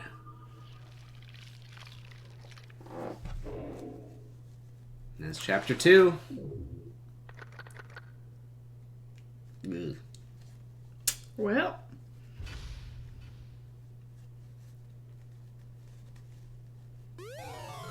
I'm just grooving to the music that I'm imagining.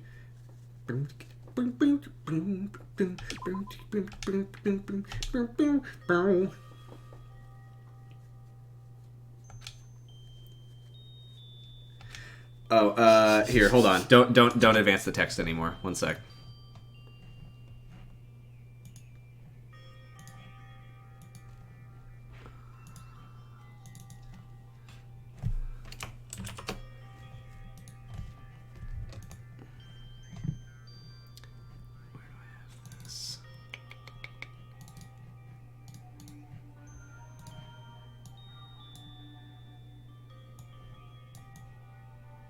What? This is just what I use to cover up the old code when I play Among Us. Mm. So I'm just gonna put this right here, and that should be good. What? Just I know I shouldn't cry. no, her ass is still kind of there. All right, well, nothing I can do about that. I've had enough. I can't take it anymore. Getting out of here anytime soon. It's impossible. I can't let myself think about how much I want to get out of here. I thought that was like a pun on lewd with a lute. I was like, what is that?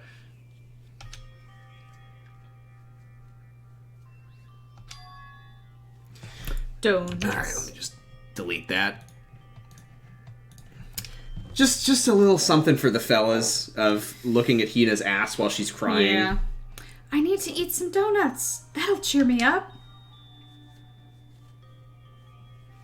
Glazed donuts, twisty donuts, jelly donuts, cream-filled, donut holes, malasadas. Okay. Oh, God of donuts. I'm praying for a wonderful encounter. We did go out and get donuts the other day after we streamed this. Yeah, like, Krispy Kreme. I had a Boston cream. I had a pumpkin cake. It was good. They have a pecan pie one at the moment. That was good. So go to krispykreme.com/positive stress. You know, a detail that they don't really draw attention to that I really like is so Makoto's room is completely empty. Sayaka's room was also completely empty. Hina's room is like full of stuff. Yeah. So we can only assume that the reason for that is because after the warehouse opened up, everybody was like going into the warehouse and like grabbing stuff. Like she's like, oh, let me get some swimsuits, let me get some whatever various things that really personalize my room, stuff that I'm into. Makoto just fucking nothing, never bothers. Just empty. It's fine. I don't have anything about me anyway. Anyway. Please forgive me for breaking the nighttime rule, but right now, for me, donuts are absolutely necessary. Huh? The popular movie posters. What's that sound? Makoto walks into the warehouse and he's like, where do they keep everything that's most popular right now? Makoto goes into the warehouse and the only thing he gets is a doinkit to prove to everyone that he's not a little baby. It sounds like it's coming from the bathhouse. But I'm super scared, but What do you think is about to happen? is someone there?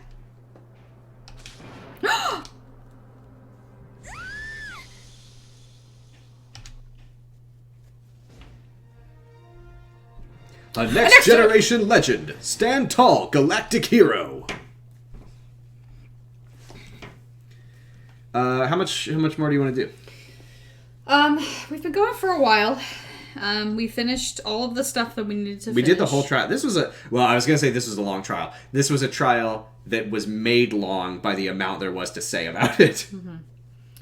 I guess we'll get a little bit into this day. Just to figure out why there was a spirit in the locker. This is the theme for Spirit Halloween. Guaranteed to give you a thrill. The morning after the conclusion of the second class trial.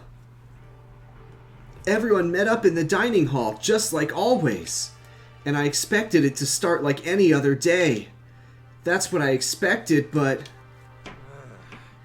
Today's count kinda sucks, huh? Toko and Byakuya still refuse to show up. And I haven't seen Miss Asahina anywhere. She said her stomach was hurting, so she's taking it easy in her room for today. oh, Now that is rather unusual for her. Normally she's so full of energy.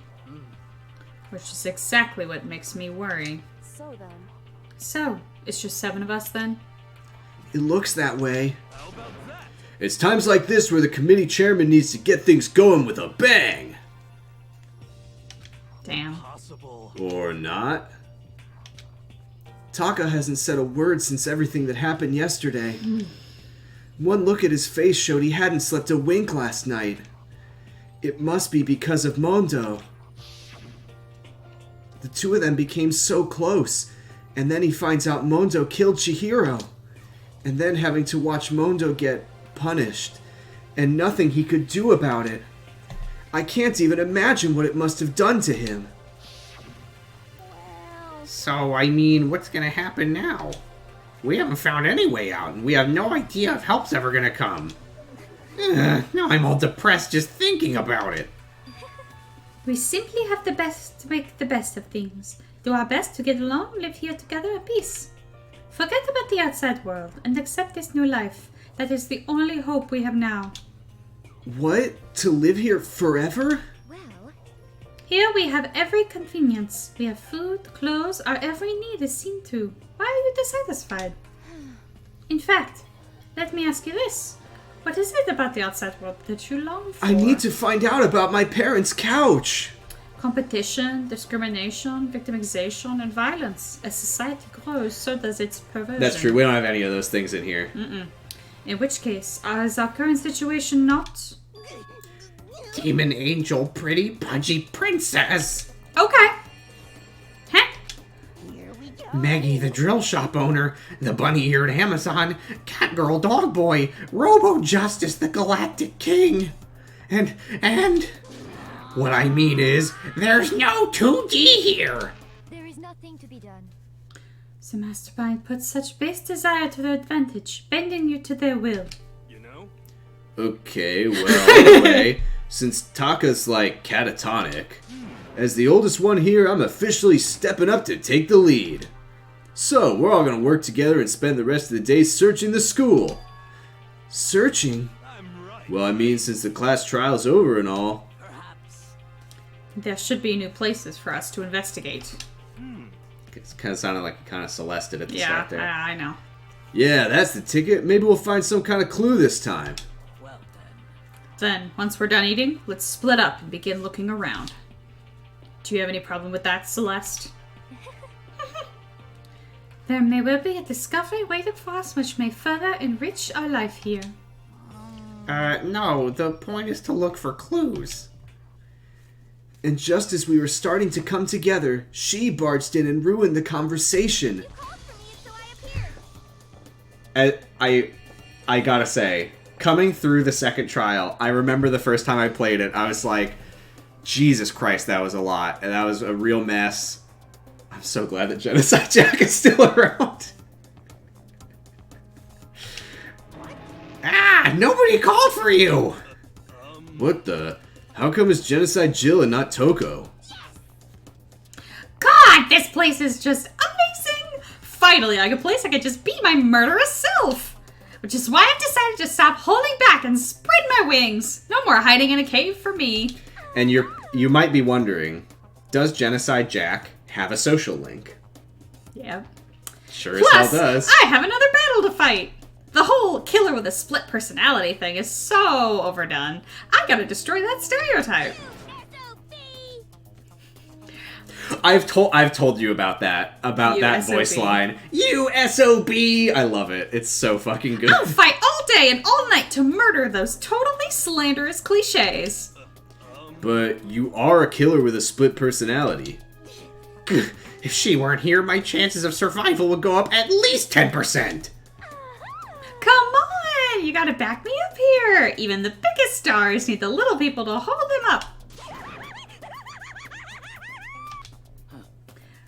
Well, whatever else we do today, first we should eat. We can't do anything on an empty stomach. You know, Sakura rules.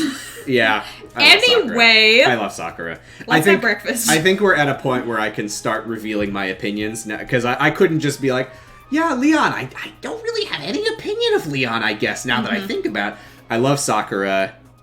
I like Toko. I think she's funny. She's an absolute piece of shit, but I think she's very funny. Yeah, Mondo's great. I like Chihiro. I'll say I like pretty much everyone at this point except Celeste. Hifumi is and obviously Byakuya is an absolute fucking piece of shit. And Makoto sucks. You're right. Let's hurry up and eat so we can start our investigation. I'm so glad she does that laugh so I don't have to attempt it. Yeah, Byakuya. I think Byakuya is a great character. Mm-hmm. I think he definitely adds a lot to the game, for sure. So we were forced to eat breakfast with a murderer, and after our much-needed but very annoying meal, we set to work looking around the school. It's funny, we talked last stream about how I was like, yeah, I just don't like Celeste. I just don't really like a mean character generally. But then Genocide Jack is just like, yeah, I mean, I fucking kill people, but I'm also like pretty friendly. And I'm like, okay. All right. At least she's nice about it. All right. So. Is that? Oh yeah, the sole of my foot is completely asleep. I was like, is there like a piece of paper on the floor? No, that is just your foot. My heel. Having Time no to sensation. get presents. And then I assume we will explore another floor. God, you have so many fucking coins now. I'm rich. Armor.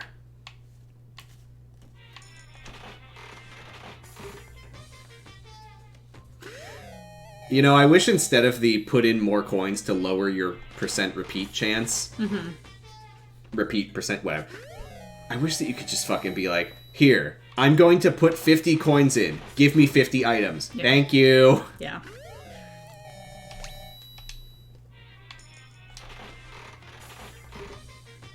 Especially since the fucking music gets interrupted and starts over every time. It's like, please God, you couldn't have thought of a better way to do this?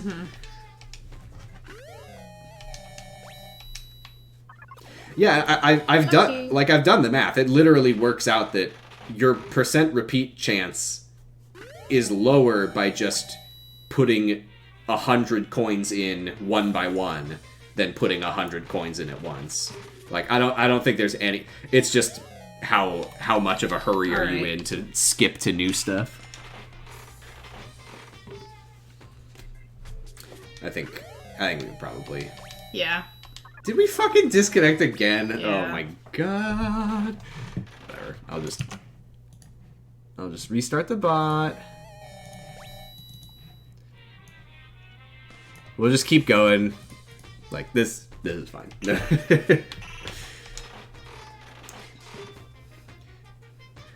When we come back, Mark will say, they continued getting Mono Machine stuff. We've been doing this for 6 hours now. I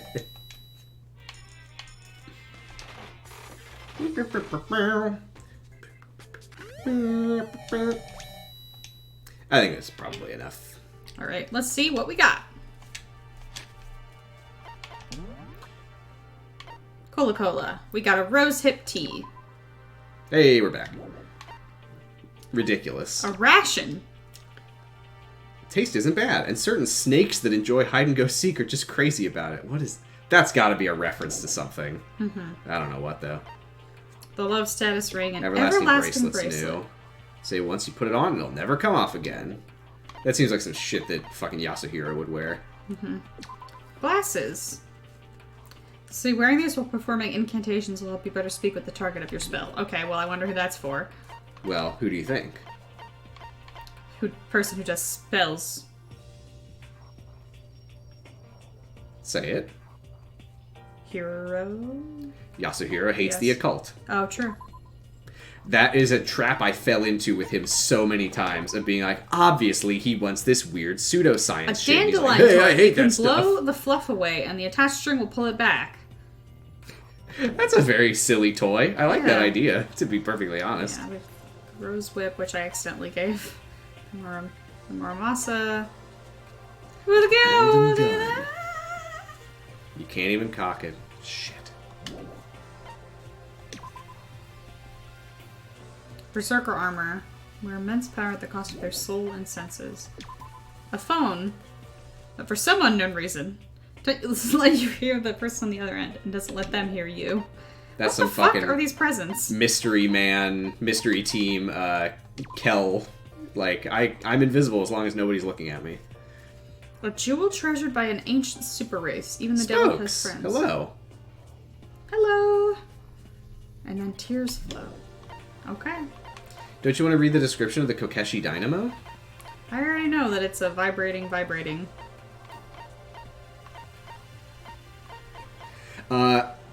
Would I be correct in assuming that at no point are you ever going to give that to anybody? What? The Kokeshi Dynamo. Who should I give it to? I'm just asking. Do you think that you'll ever give it to anyone? I don't know why I would. Well, in that case, I can tell you, every character in the game has unique dialogue for being given the Kokeshi Dynamo. Okay, well... And I'm pretty sure that in almost every case, you give it to them and they're like, what the fuck is your problem? Alright, so... second floor? Same as the floor. Yep. Hi. Could it be?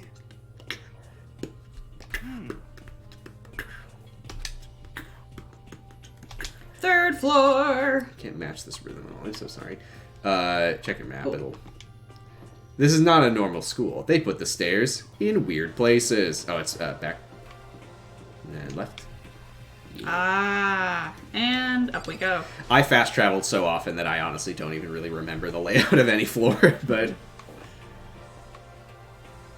third floor, Hope Speak Academy. oh, sorry. I wonder what we're gonna find this time. Anytime that Makoto hasn't talked in a while, I forget that Makoto exists. Mm-hmm. What's up here? A rec room?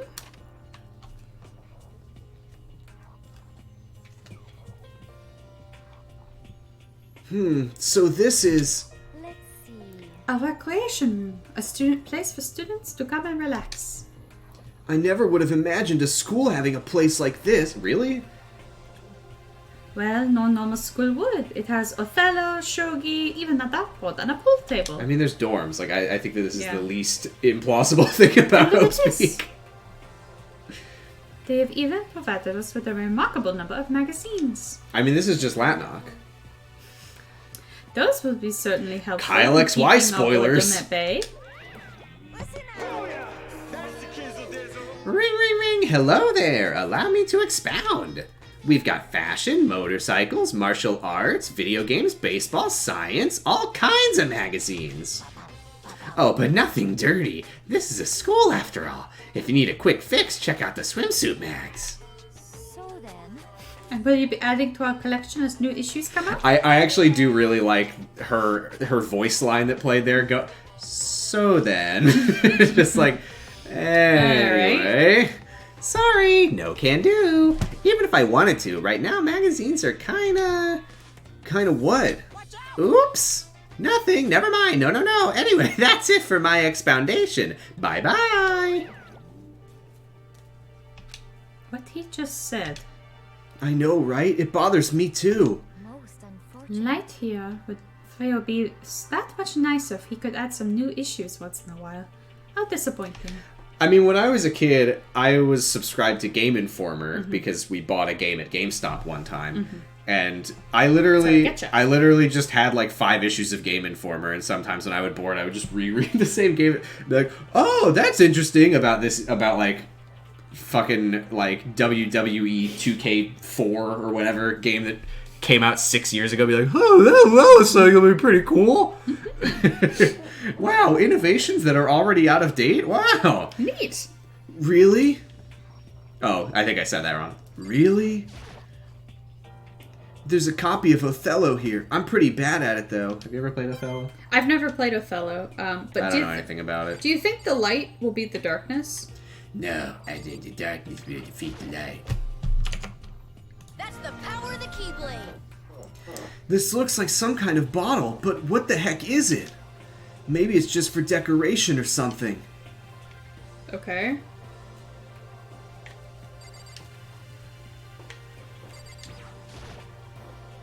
A pool table isn't normal school equipment! Is this thanks to Monokuma? Or did the school buy it? I don't know why fucking Makoto is so like, there's no way that this incredibly prestigious, famous school that all of society's elites go to would have a pool table in the rec room. There's even a dartboard. Did Monokuma put this here, or was it always part of the school? I mean, that's a fancy ass dartboard. That's Yeah, that's it's like also modern branded shit. Monokuma. That's like fucking Darts Live. Mm-hmm.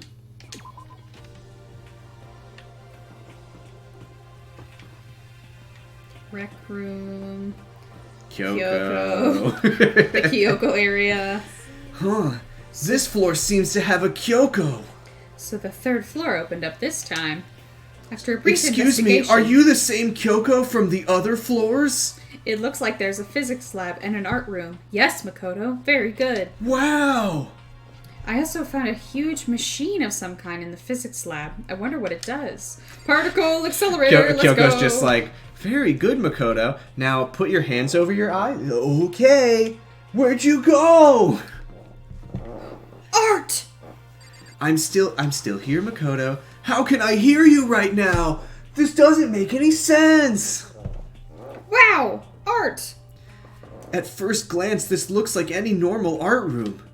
But something about it seems off, or multiple somethings. Okay, so we've got a fucked up guy, a bust, the Venus de Milo, another Caesar maybe? And then some sort of fucking ugly ass bear. And then a wall of art. There are paintings lining the walls. It looks like the same 4 or 5 paintings. Mm-hmm. Is this really art? It looks like a bunch of crappy graffiti. Don't press anything yet, because I do want to say, like up and to the right from the TV, Mm-hmm. the little like gray alien with the black body. I love that one. Uh-huh. On the top right corner of the TV, the little like red penguin looking Teletubby motherfucker. Yeah. I also love that one. Mm-hmm. Yeah. I like the green guy with the glasses, though. Which guy with the glasses? The green guy with the glasses. Can you? Which guy with the glasses? This particular man with the glasses. Which guy with the glasses? Which guy with the glasses? I'm not saying it. Which guy with the glasses? I'm not saying Which guy with the anything glasses? else. Which guy with the glasses? Which guy with? Screen man. Is this a statue of Monokuma? Who would ever want to make something like this? Still, the quality is surprising. It's pretty fucking good. Actually, I kind of like it. I wonder if I can take this back to my room. I haven't decorated it yet. Well, look at all this equipment. I can't fucking get his voice. I don't know what I'm doing with Hifumi's voice. It certainly scratches that artistic itch of mine. Art supplies, of course, but they've also collected all kinds of sculpting tools. So, Hifumi, do you like sculptures and figurines and stuff? Yes, indeed. Well, normally I limit myself to 2D. But figurines are like borderline 2D, so it's okay. I don't know how that's borderline, but okay. I'm a fan of Chirambo, Pumpkinhead, and I especially like anything that Saburo Ronpongi makes. Do I know what any of these are referencing? I don't really know figures. Chirambo's ability to express the movement of muscles is exquisite as seen in his Mama Cat series.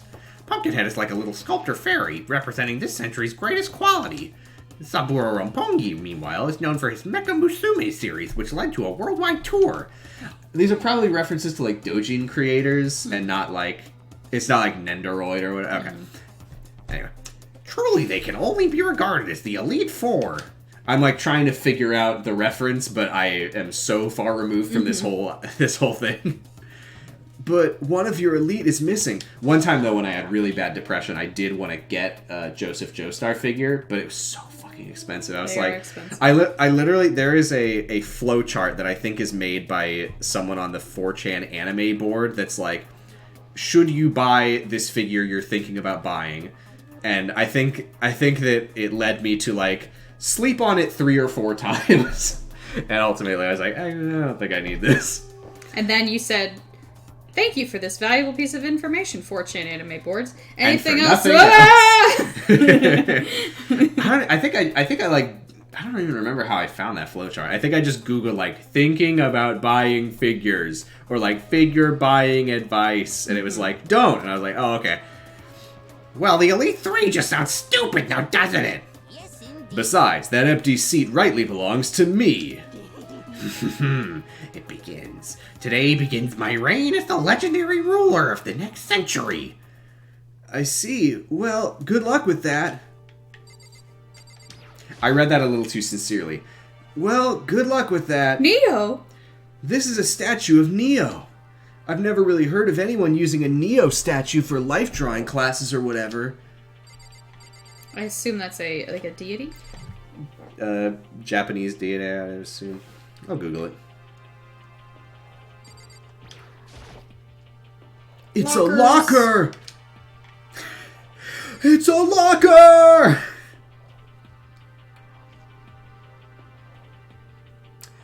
Oh, okay. So Neo is not a particular character. Okay, I was wondering. We saw these when we were in Japan. Oh yeah. The one who's got the mouth open and is saying ah. The other one who's got the mouth closed and he's saying to represent the sort of an alpha omega thing in our terms, or an A to Z in more our terms. They're so guardians Neo of the Buddha. are guardians of the Buddha. Okay. And there are 2 of them. Okay. Classic. Was that Nara? Where we saw those? I don't remember. I think we saw them in a couple different places, but yeah, I think Nara. Good times. Good Deer. times. There were deer everywhere. Woohoo! One tried to eat Nathan. Scary. This is the repository that's attached to the art room. It's used to store different artsy things. There's something on the floor. It looks like a picture. But as I stretched out my hand to pick it up, almost as if on its own, my hand froze. Huh?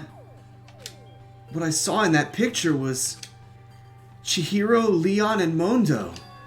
And they were smiling, and Mondo was fucking huge. What is this? Questions started racing through my head, one after the other. Why is it only these 3 people? What are they doing together? How come they're smiling like that? When was it taken? Who took it? Where's the camera they used? How'd they get it developed? And in the picture, the window in the classroom, there's no metal plate covering it. They're dressed in white. They're angels. Which must mean wherever this picture was taken, it wasn't here at Hope's Peak? But there was no time to find an answer. All the questions floating around in my head were quickly drowned out by... That's mine! Give it back! Monokuma appeared out of nowhere and snatched the photo, and any chance I had at answers evaporated. Hey, who stole the... Get it? What? Hey, who stole my... But not just the word. Kingdom Hearts 2! Kingdom Hearts 2 reference. That's the power they put bugs in him. Yes. You peeked, didn't you? Well, they all had some pretty dazzling smiles, huh? They were definitely living their school life. It's like they ripped a page right out of the Book of Youth. What's going on with that picture? Do you know? I'm not telling you nothing. Why can't you give me a straight answer? Never mind. I don't even know why I bothered asking. Weird. Interesting. Obviously, I will give no comment on that, except for the fact that the first time I saw that when I played it, my brain caught on fire.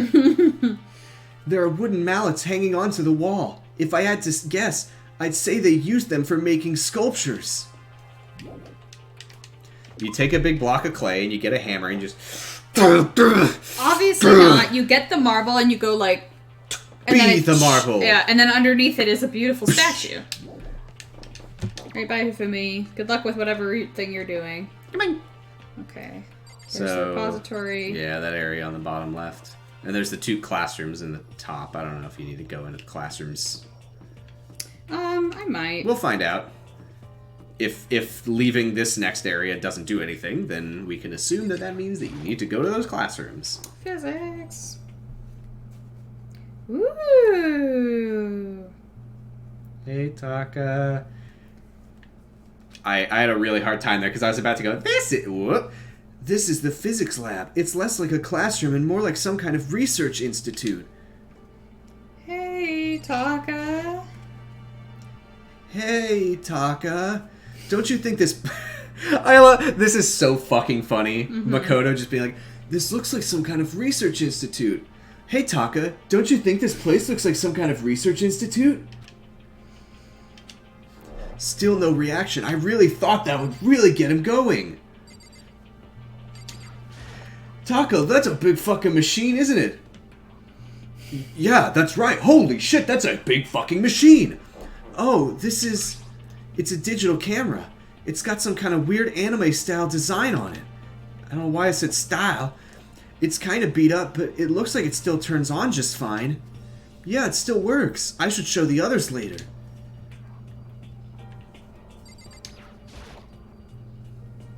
The files. Don't look in the files. I do like the thought of Taka Zombie. I don't! Oh god, yeah, what is on that camera? Hopefully nothing. Ideally nothing. Mm-hmm. What's up with this ridiculously big machine? Watch out! What? What, you want to do some quantum leaping? Huh? That's a time machine. Pretty awesome, right? It was designed by a student right here at Hope's Peak. I need to address something, by the way, which is that I've been watching ProZD's very good Let's Plays of Danganronpa with Jay, at JPerior on Twitter. And I do want to give them credit. I'm sincerely trying not to... I haven't copied any of their jokes, I'm pretty sure. Mm-hmm. But I think that the Monokuma ride... I think that was the thing that Sungwon was doing a lot of. Mm-hmm. So... Sorry if I'm chomping on their style, but I'm no voice actor. I just have to copy someone who is good at it. Mm-hmm.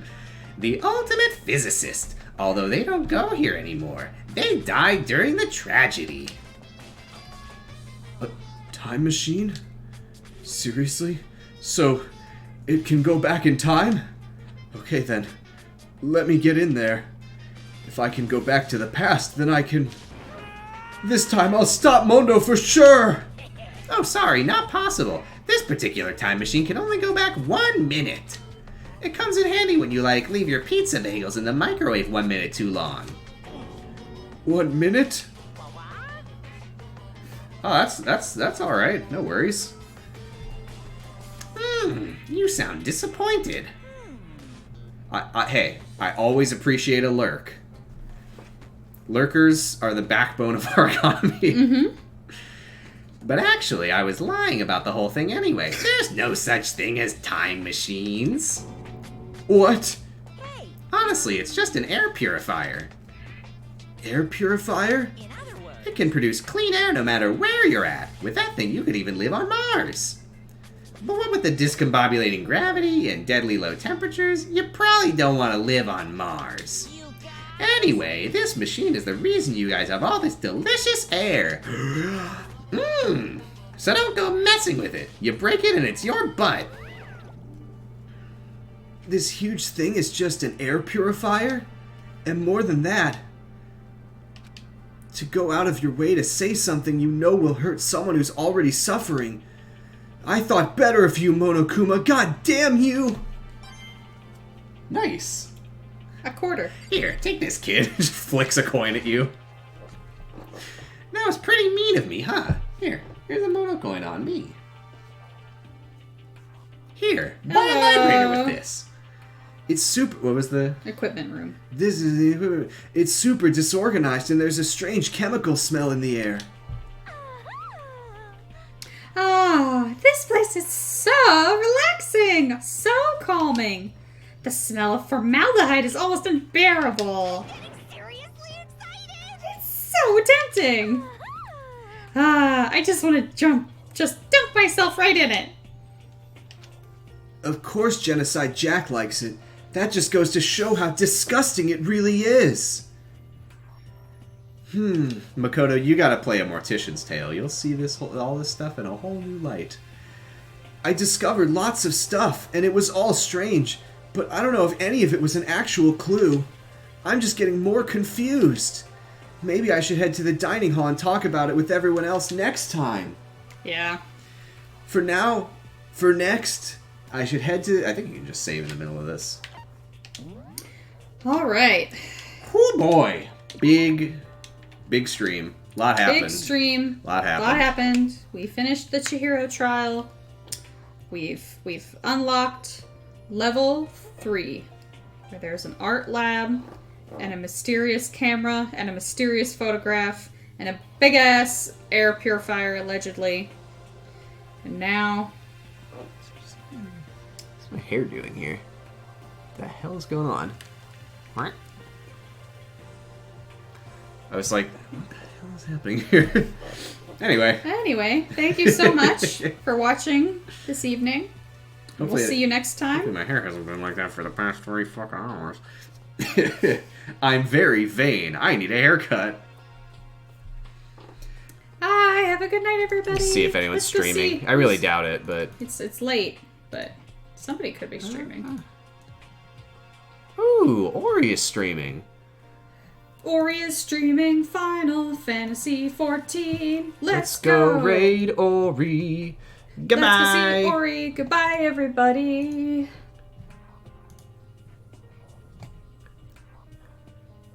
And raid now. Raid now.